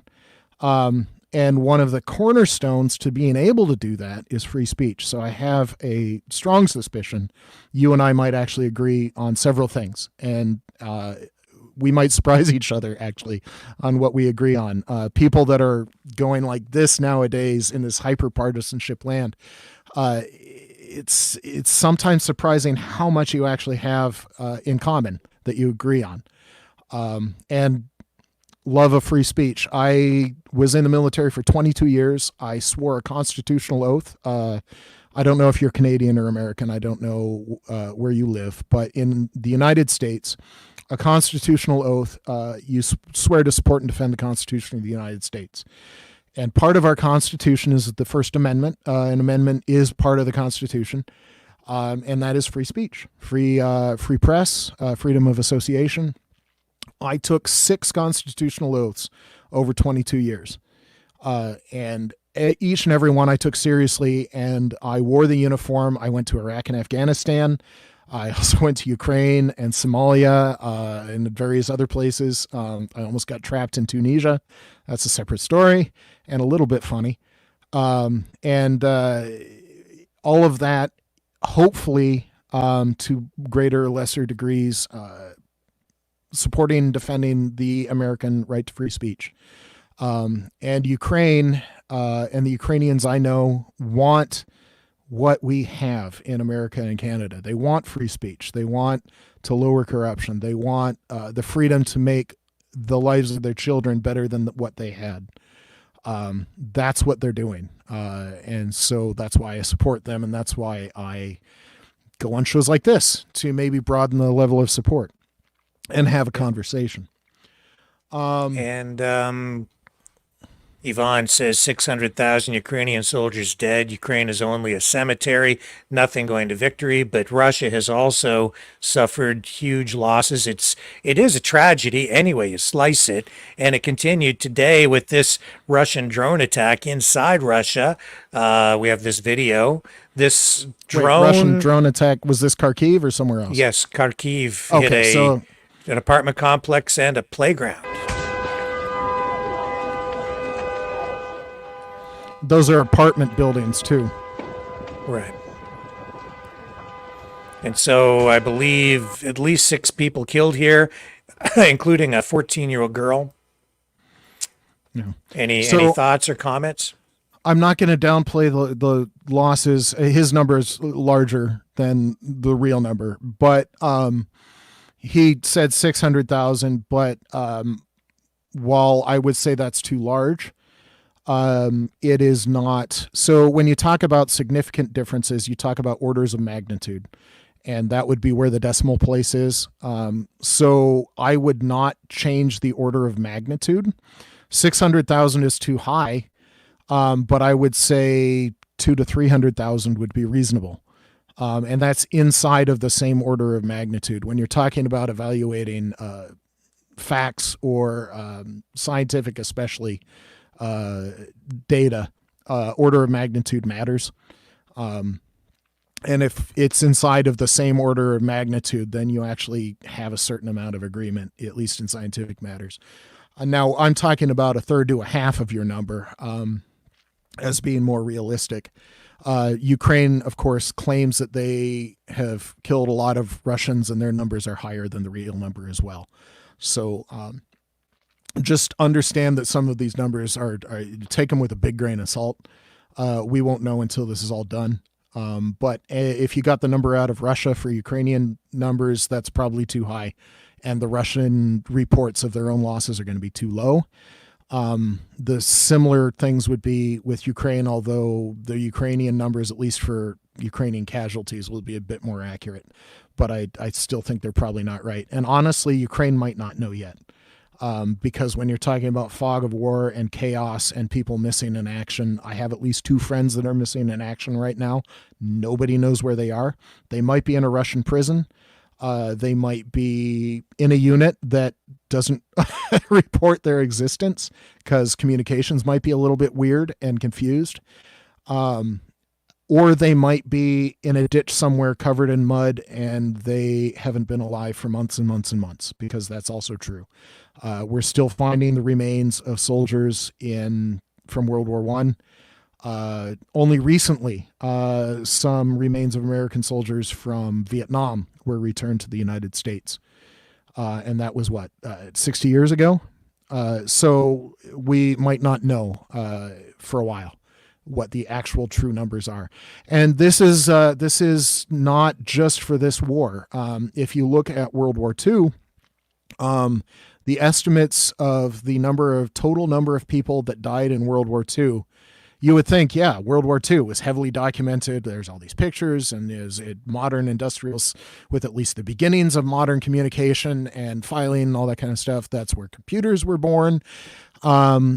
But the estimates for the total dead in World War II are 40 million to 60 million, and some put it as high as 70 million. So if the range is 30 million people and we just don't know, and that was World War II, the place it was seriously documented, just so you know that these numbers are going to be in flux, and there's a lot of we don't know going on. And if the honest answer is we don't know, that's the honest answer. So I would want to go back into Kursk. We don't know what the Ukraine's goals are for Kursk. I suspected that one of their goals was to attempt to pull some of the units out of the southern part of Ukraine. We've seen very, very limited data on that. There might have been a unit pulled out of the Zaporizhzhia district, which is not an overly active combat zone. It's still on the front, but it's not overly active. Certainly not like the Avdiivka push towards Pokrovsk. So there is information that a couple of brigades, we're talking 10,000-ish troops, probably less, were pulled away from that district. But going back to the trucks, as a crow flies from Avdiivka to Kursk, is something like 500 kilometers, if I did my math right. But you would have to cross Ukrainian soil to do as the crow flies, shortest distance from Avdiivka to Kursk. To actually get Russian soldiers off of the front and to Kursk, you have to go all the way around. And that would be something like 1,200 kilometers, if I was following the roads correctly, as my shortest distance. And you're talking about trucks. And if you maybe are able to put 30 soldiers onto a bus or 15 soldiers onto a truck because they need their gear with them too. And anybody that has kitted up into full battle rattle. So you're talking about body armor, weapon, water, ammunition, a backpack, a 3-day pack, water, just everything that a soldier would have to carry on him. It's a lot of gear. So you might be able to fit 30 soldiers in their gear on a bus, maybe only 25. So all of a sudden, if you're talking about wanting to move 2,000 troops, that's a lot of trucks.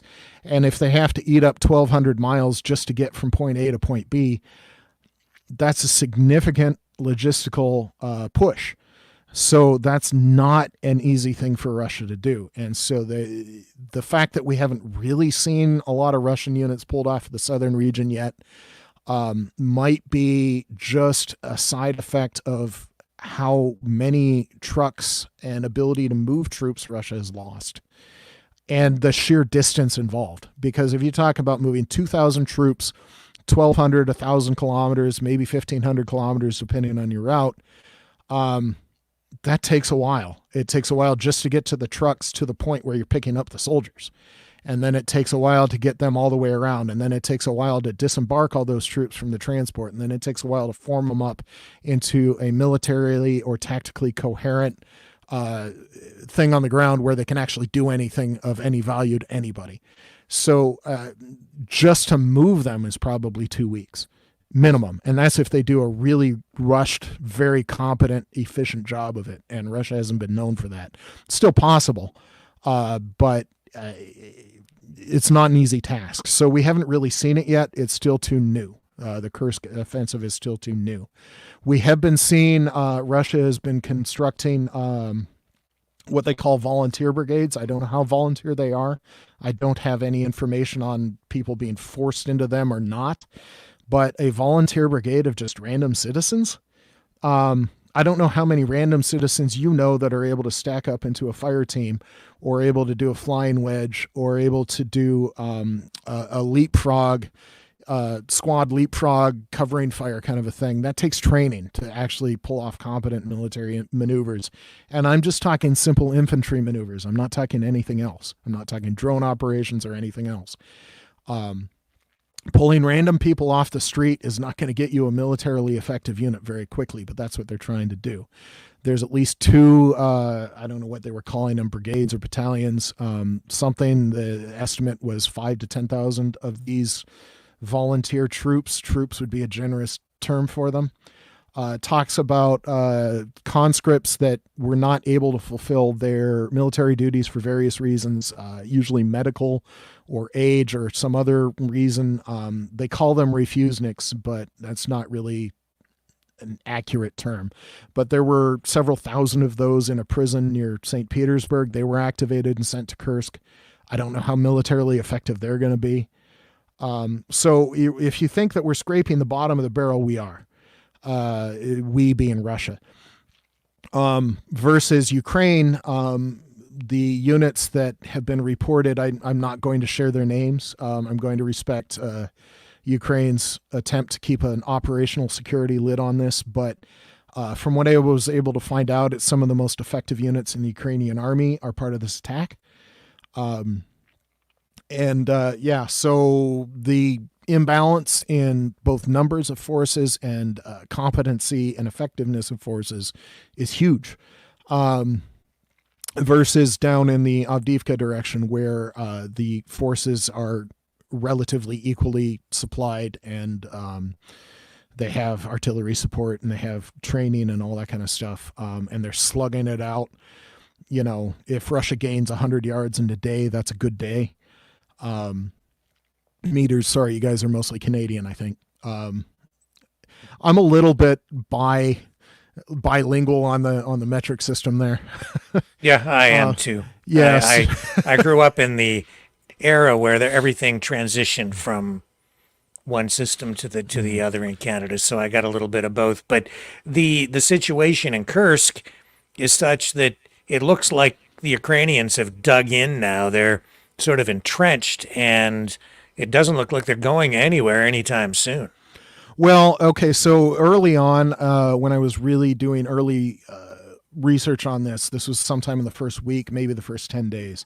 There was some speculation on whether this was just Ukrainians crossing the border, causing some havoc, causing a ruckus, and then they're going to go home. And then maybe in a month they're going to cause a ruckus somewhere else. It appears that that is not the case, but Ukraine's not saying. That map that I showed with a shaded Ukrainian region inside of Russia, that is not from Ukrainian sources, and it's a guess. So the Institute for the Study of War has been combing Russian sources about Ukrainian troops have been spotted here to create that map. So there's a bit of a best guess going on. And there, a different person, I didn't send this to you, there's an animated map showing the state of the Ukrainian offensive at different days. And when you watch the animation, you can see where Ukraine will go somewhere and then go up a road and then pull back. But then other places, well, they'll push out in a more broad path and stay there for a day, and then they'll pull back.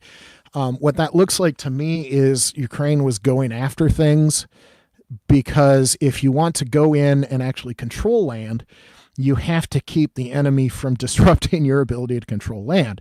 So if you want to dig in and form defensive positions, you can't be harassed by the Russian military. So there were some where Ukraine was pushing back and then pulling back to defensive lines that they had time to prepare. And the push forward bought them the time to prepare. I don't know where Ukraine's going, because Ukraine's been at this for close to a month at this point. Is it 4 weeks yet? I'd have to look. Over 3 weeks, well over 3 weeks now. Yeah. So at some point in any offensive, you're going to have to, like what I was talking about with the Russian push towards Pokrovsk, where the main units push ahead, but you've got all your tail. Is one of the things that military people call it. You've got the combat units, but you've got your tail, which is the supply units. It's the reconnaissance units, now the drone units, the artillery units, radar, SAM, everything that's not directly on the front line that's following you has to reset. So at any point in any offensive, you're going to push, but then at some point you're going to have to stop and let your tail catch up. Otherwise you're going to be in a world of hurt. So it looks to me, and I can't confirm this, and this is just me looking at a map, educated guessing, that the Ukrainians are letting their tail catch up right now. And then we're going to find out what Ukraine's next steps are going to be. But as of right now, we don't know. Why do you think we haven't seen an effective Russian counterattack? Well, I went into that. The Russia doesn't have effective military units in the region. I didn't go into, there's the bridge takedowns. Yep. Ukrainians have released misleading information to cover the actual positions. I don't know. Some of the Russians in the region were those Chechens that we call them the TikTok army. I don't know if you've heard about these guys, that they're all over social media doing ridiculous things that they claim are being military people. And any military people is like, seriously? You look like you're breakdancing. So the TikTok army, evidently there's reports that they might have cut a deal with the Ukrainians, that, we're not going to fight you. Or they were just surprised. A lot of them have been captured. And then there was one Ukrainian commander trying to rebut the rumor that Chechens had cut a deal with the Ukrainians. It didn't make him look any better. He said, we went after the Ukrainians, but we couldn't find them. I don't see how that makes your unit look any better. So in terms of Russia's ability to push back on this, there's no or very little competent Russian military in the region to push back. Now, there has been some, and there's been some of the longer range stuff that we've seen, like they've launched some of their, I put TBM in their notes. That's a Kinzhal missile. It's the theater ballistic missile. It's the Russian claims they're hypersonic. They're not. Well, they're not a hypersonic weapon. Technically, they go faster than Mach 5, but they're not a real true hypersonic weapon.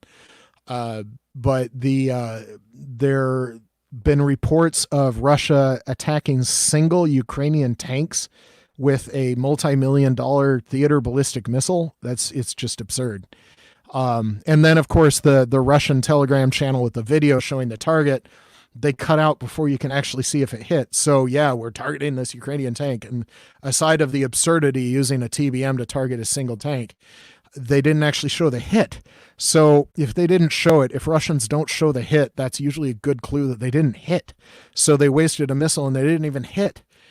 So there's been a lot of other things where they've lost several Su-34s and Ka-52s. I don't know how familiar your listeners are with Russian gear. Su-34s are the attack version of the flanker jet. Ka-52s are attack helicopters. They've lost several of each platform. We don't even have hard numbers, but it's at least 2 Su-34s and at least 5 Ka-52s, and they've been lost to man-pads. And a man-pad is a manually, it's like a Stinger missile. It's an anti-air missile that a single person can carry on their back in addition to the rest of their gear. It's a pretty lightweight weapon. It's only effective out to a mile, maybe 2, if you're really lucky and the person you're shooting at didn't know you shot at them. So it's a pretty short range missile, and Russia's been very good at staying outside of man-pad range on the southern portion of Ukraine. But if they're losing jets and helicopters to man-pads up in Kursk, that means they don't even know where the Ukrainians are. So we are seeing all this action in Kursk. The question is why? From where I sit, I would say it has to have something to do with the U.S. presidential election. They're positioning themselves maybe for negotiations on the other side of the election. Maybe we're Trump talking about brokering a peace deal immediately upon taking power, if that happens. And it changes the narrative on all of this stuff. It embarrasses Putin. It sort of maybe forces him back to the negotiating table, even though he's saying, well, now there won't be any peace talks or negotiations at all, but it might actually have the opposite effect. What are your thoughts? What do you think strategically this is about? So I didn't know what to think of it before. It could be any number of things. I talked about it possibly if Russia wants to mount a competent defense. It risks undermining, it risks a population that revolts, that the civil unrest in Russia is a real risk. If they need to put, 50,000 troops into the Kursk salient to defend effectively, it got to come from somewhere. So, and they really don't have the reserves. They're all committed right now in the South. So there's that. There's how far can we push? How hard can we hit them? How much damage can we do? There's that immediate effect. The fact that Ukraine has taken Russian soil for the first time since World War II, that's a big thing. That alone is worth a little bit. The idea that Ukraine, going back to that big map, the Kursk salient, from best guesses based on the open Russian sources that we have, because Ukraine's not talking, the best guess that we have is that the Kursk offensive has taken more ground since whenever this started, early August, than Russia has managed in the Avdiivka direction since February, or in all of 2024. And is this area, Kevin was on the other night and he said, oh, it's just a bunch of trees. It's not worth anything. It's not even really a bargaining chip. What's your assessment on the value of this land capture? So that is part of the research that I was just getting to today. And it's central to the thought that I don't think Ukraine was going after that nuclear plant, but since it now appears to at least be, like, if you had asked me 3 weeks ago, could they advance 60 miles into Russia and take that nuclear plant that's to the west of the city of Kursk, then I would have said, yeah, you're dreaming. There's no way they're going to do that. Can you imagine? Yeah, Russia's got to have a better defense than that, would be my thought 3 weeks ago. That's actually a possibility now is kind of an interesting point. Kursk is a major military production area of Russia. That it is true that the area that Ukraine has so far taken has been a lot of farmland. They haven't taken, they took the Gazprom pumping facility that is the Russian gas supply to Hungary. But that wasn't necessarily that huge of a take. It was serious, but it wasn't that huge. But they're pushing into a serious industrial center. Kursk is a big industrial center that nuclear power plant. I didn't believe the numbers when I ran across it, so grains of salt. I haven't confirmed this number, but something like 30 to 40% of Russia's military production is powered by that nuclear plant. I didn't necessarily believe that number. I'm going to have to do more research, but it's serious. It's a big power plant. It's a lot of power coming out of that place, and you don't put a power plant there without serious things to take it. And we're not talking households. We're talking big factories. We're talking industrial plants. We're talking all sorts of things that matter.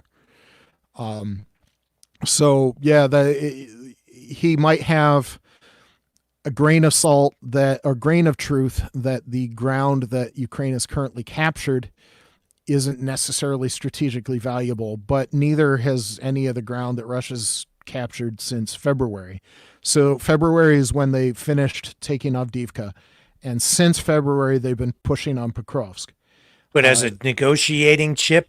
That was going to be my next thing, is that Ukraine now has significant land inside of Russia, and the real ability to expand their current holdings. Because, like I said, Russia doesn't have reserves. So how much further is Ukraine going to push? Now that Ukraine knows that they can push, there's been rumors that they've been pushing Russia back in the Kharkiv direction. Russia invaded in the Kharkiv direction again a couple of months ago. I'd have to look at the date. Ukraine's mostly pushed them back. There's a chance that they're going to go into Russia from that direction.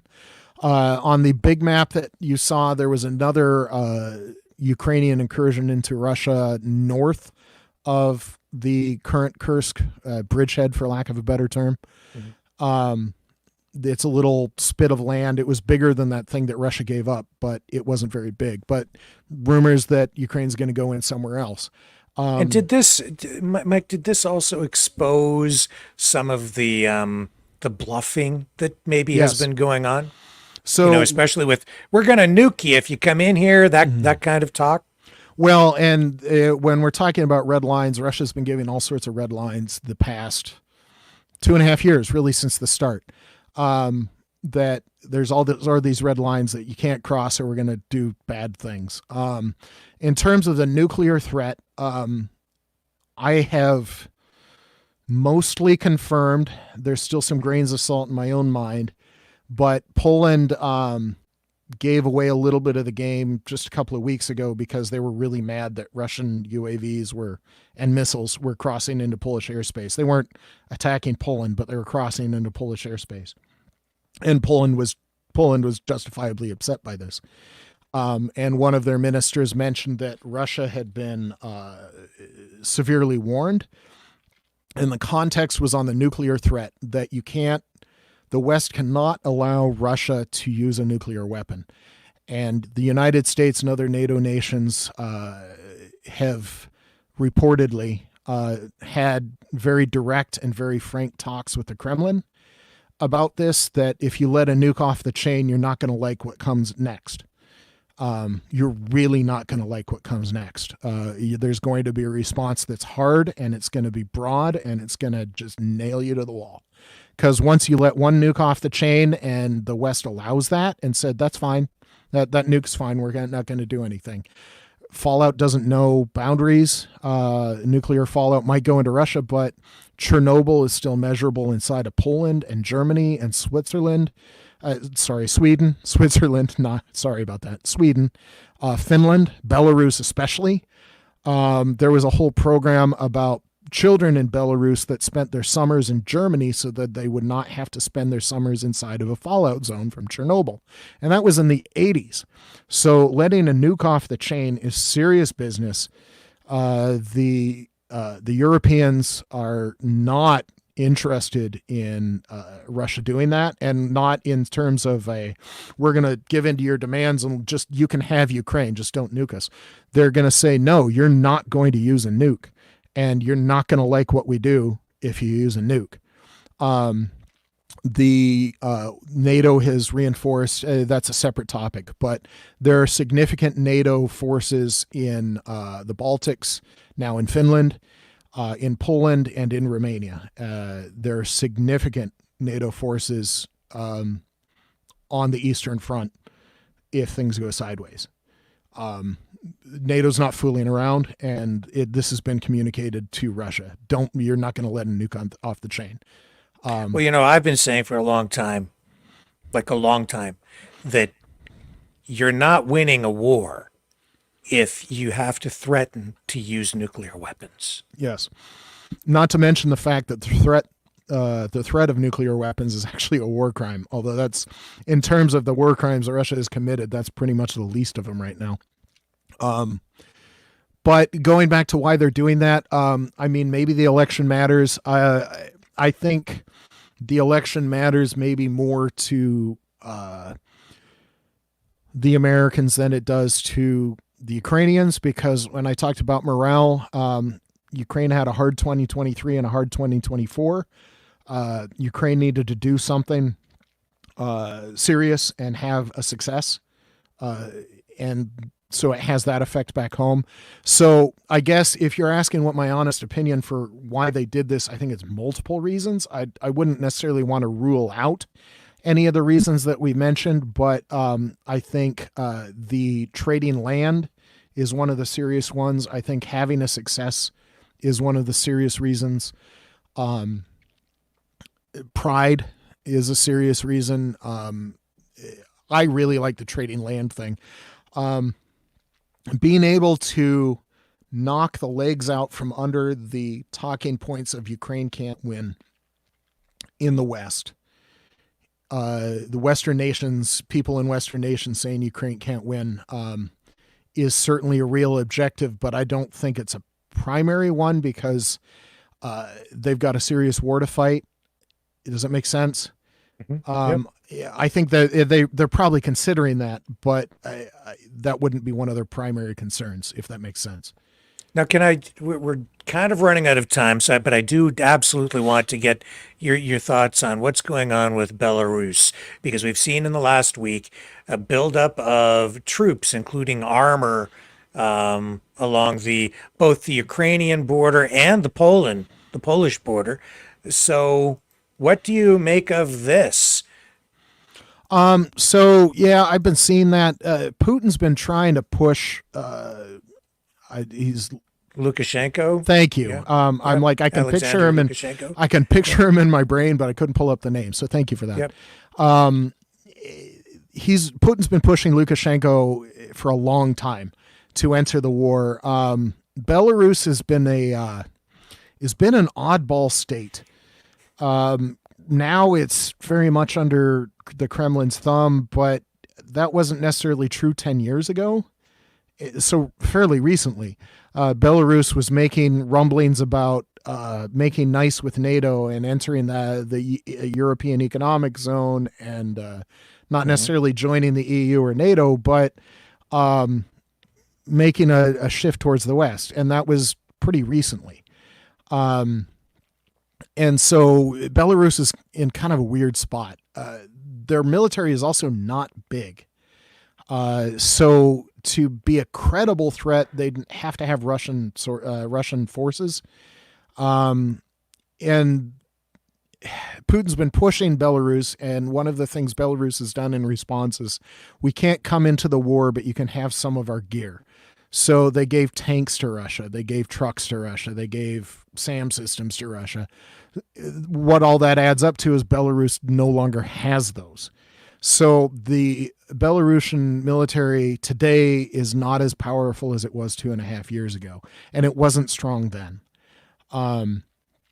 So I don't think they have a lot of troops, but they don't. I've been reading numbers as low as 15,000. I was having problems believing that number. Yeah, I heard like about 50,000. Yeah, but and last I heard, Ukraine had 100,000 troops on the border. The only real attack vector out of Belarus is through the Chernobyl exclusion zone. I don't know if you remembered that in the first days of the war when the Russian troops actually dug trenches and tunnels into the Red Forest. If you know what the Red Forest was, that was extremely irradiated, poisoned forest that in terms of containment, what happened is the Soviets bulldozed the forest and leveled it basically. And then they poured several yards, and we're talking square miles. The effort was huge. The damage was astonishing. So it's not a small area, and that's why I'm saying that's one of their attack vectors. So I'm not talking about a small area here. So they flattened the forest, and then they pumped a couple of yards worth of sand and gravel on top of the dead irradiated forest. And that's what the Russian troops were digging into. So you had all sorts of Russian troops coming out of that with severe radiation poisoning. There were radiation poisoning deaths just because they dug a trench and cooked a fire. Because they were burning radioactive wood. And so all that radioactive smoke went into their lungs. And so I think they're saber rattling. I'm not taking it overly serious. I don't think Belarus has the strength. I don't think Russia has the strength outside of the southern part of Ukraine where Russia does have significant forces, but I don't think Russia has a lot of reserves. If they're not having the reserves to give to Kursk, they don't have the reserves to give to Belarus. So yeah, I mean, I think they're saber rattling. I think they're trying to make Ukraine worried. Ukraine has always had forces up there since they pushed back the advance on Kiev. Ukraine has never not had that fortified in the last 2.5 years. I don't think it's credible. Well, I mean, I think we've touched on most of the subject matter here tonight. The thumbnail that I created for this program, the special broadcast, said, Ukraine, who is really winning? And I'm interested in getting your thoughts on that, because the narrative that we've been getting here has been primarily pro-Russian, in my view. And we keep hearing from some of the pundits on the pro-Russian side from the beginning, it's over. It's going to be over in days. Now it's going to be over next Tuesday. It's hopeless for Ukraine. Don't support Ukraine. It's a lost cause. But here we are over 3.5 years later, and the conflict continues. Tonight, after doing all your research and bringing your perspective to it, and of course you have your perspective, but share with us, Mike, what do you think? Where do we sit tonight? Who is actually winning and or losing, or is anyone winning or losing? So in a similar fashion to all of those red lines that Russia put down that we crossed, and Russia didn't do what they said they were going to do if we crossed the red line, there have been all sorts of these claims about Ukraine's going to lose. Even back to the first days where very smart people in the Pentagon said you might have 3 days. That was assuming Russia had a competent military. And they offered Zelensky a plane ride out. And he said, I don't need an airplane. I need ammunition. Right. So all of these predictions for Ukraine's going to lose, it hasn't happened yet. They've been making these predictions for 2.5 years. And it hasn't happened yet. Ukraine's still standing. All the worst that Russia could throw at Ukraine over 2.5 years. I'm just going to say, Russia, hundreds of thousands of troops, the worst they could do, Ukraine still stands. I think I saw a graphic that if Russia was advancing into Ukraine at the rate they've been doing in 2024, it would take them 109 years to conquer Ukraine. Just in terms of the advance that they're capable of doing right now. And that's the worst that Russia can throw at Ukraine. And Ukraine's still standing. And Ukraine's building. Ukraine's, they've lost a lot of men, but their military is still powerful. Their military in some ways is more powerful than it was 2 years ago. In some ways. I don't think Russia can win. I don't see how they can win. Even if Russia conquered Ukraine, the Ukraine wouldn't stop fighting. So I don't see how Russia gets out of this with a victory. If you look at that big map again, actually pull that up. That would be instructive. I don't know that I have to reboot that. Oh, I'm sorry. So if you look at any map, if you go to either Deep State, which isn't necessarily current, but it'll give you the broad strokes, or if you go the Institute of the Study of War, they'll have a decent map, and most of the ground that Russia is currently occupying is what they occupied in 2022. All of that red region dates back to 2022, and the little that they've gained right there on that salient, that's it. That little push out of Donetsk is what they've done in 2024. So in terms of, Russia's winning. Have they been making Ukraine pay a price to live and defend their land? Yes. Has Russia been paying a steep price? Oh, yes. But I don't see how Russia gets out of this with a victory. So I don't know about Ukraine pushing them out. I think maybe at some point a diplomatic solution might be what happens, but you never know.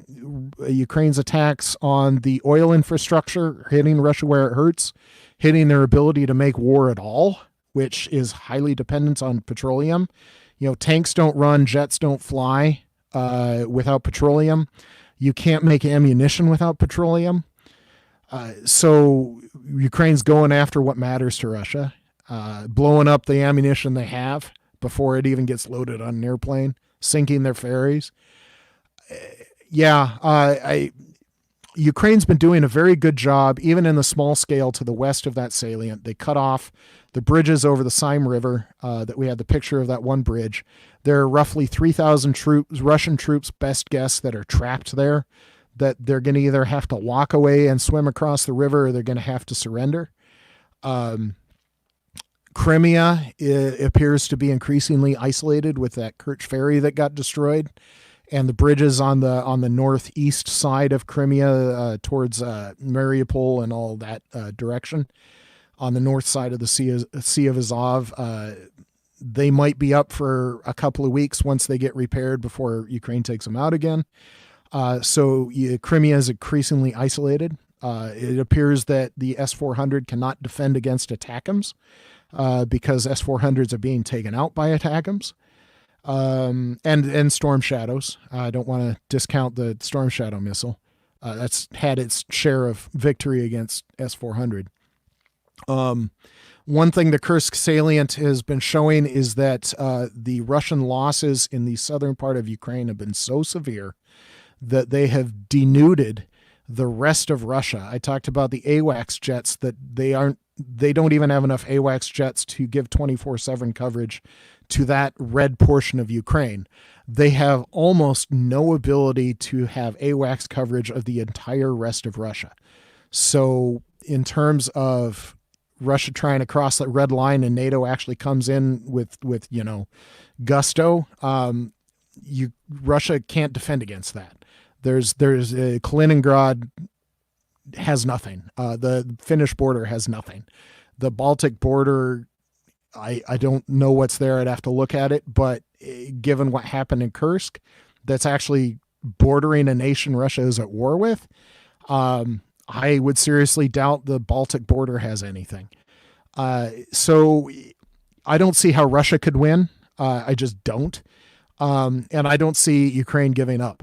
So I think at some point Russia is going to lose the ability to conduct military operations, and that's how it's going to end.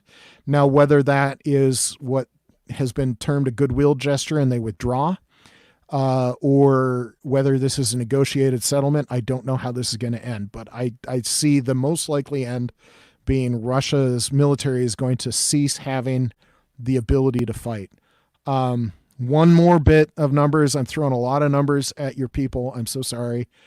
This is all available. If somebody wants to contact me, I'm happy to share what I know.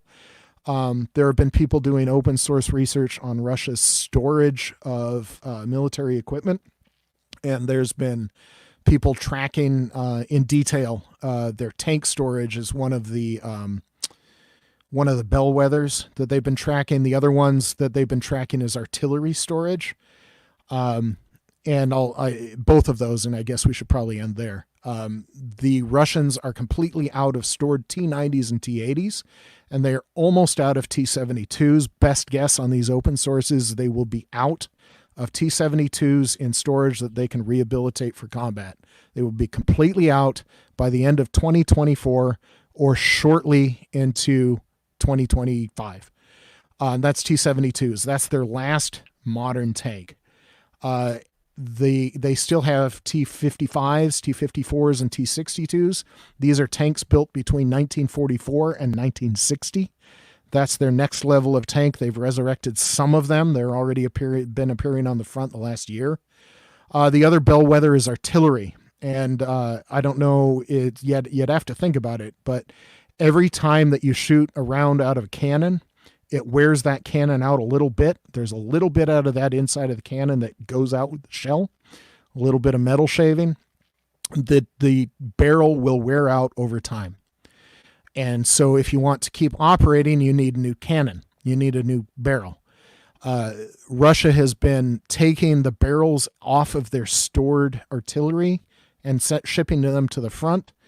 And they have self-propelled artillery vehicles still in storage, but they have almost no self-propelled artillery vehicles that still have cannons on them, because they took those cannons and they sent them to the front to recannon what was there. So Russia's just running out of gear. That's why I mentioned those numbers at the start. The bare minimum 3,500 tanks is just astonishing. So I can see where Russia loses the ability to fight before I see Ukraine giving up. And I think that's how this ends. And Logan, you bring Colonel McGregor over and we'll have a conversation. Hey, if McGregor appears on this show, I would appear on this show. So I would be happy to have that discussion. Yeah. So you can be our ambassador. Send the message, and we'll have Colonel McGregor right here on Maverick News. And if anyone reaches out to me, I'm not hiding. I'm on Facebook. I'm on Twitter. I refuse to call it X. That's just stupid. It's still Twitter. And sorry, Musk. It's just stupid. If anybody knows Mean Girls, stop trying to make fetch a thing. That's what I see. Musk is trying to make fetch a thing, and he's just, come on. That's silly. So yeah, it's still Twitter. Yeah. Reach out to me, find me. I'm out there. I'm not hiding. If you have questions, if you want to have a conversation, I've been having these conversations for 20 something years. I'm no longer with the United States Air Force. I'm just a civilian now. But it's been my job to have these conversations for a long time. I'm happy to do that. I think having these conversations is important. Excellent. We have to wrap up. Mike, thank you so much. You did an astonishing job. So much detail, so much work went into this presentation tonight. I know you did a lot of research, and I'm really grateful for your efforts. I appreciate that. All right. And folks, we're going to wrap up there. I will be back in a half an hour. I've got to scramble. Yeah. Can we do one last picture? Yeah, sure. Can you show the picture of my friend? Oh, yes, absolutely. Yeah. I know what you want to show. Okay. So let me just find this for you. Going back to why we fight.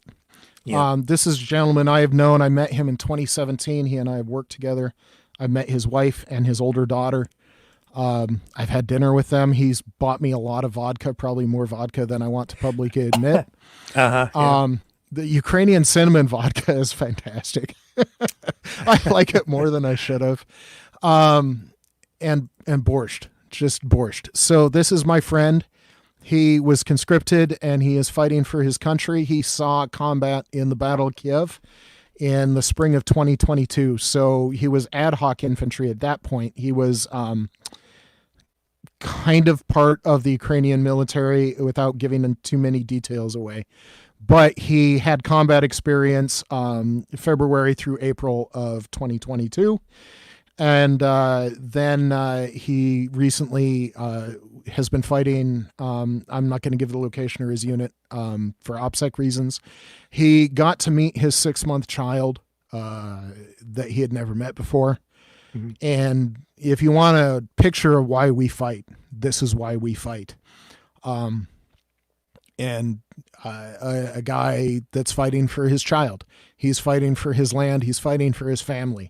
He's not a Russian soldier that's in there to conquer or loot or whatever they're there for the thousands of dollars Russia promised them. He's fighting for his family and his son. And that's why they fight. This picture right here. For freedom. And their children. The freedom of their children. Right. I remember the fall of the Soviet Union and the fall of the Berlin Wall. I remember. And we all should, lest we forget. Mike, thank you so much, sir, for joining us on the program tonight. Thank you for having me. All right, folks, I will be back in 1/2 hour with Maverick Midnight Matinee. And tonight we're going to show you from something serious to something silly, the lost episodes of the Beverly Hillbillies. Hey, you need silly in your life just as much as you need serious. So yes, we do. I am all in on showing the silly. Young Frankenstein would be my first choice. That's serious silliness. I'm just saying, putting on the hits. Yeah, best scene ever. All right, I'll see you guys in 1/2 hour. Thank you, Mike, and look forward to having you back. Ciao for now. Catch you guys on the flip side.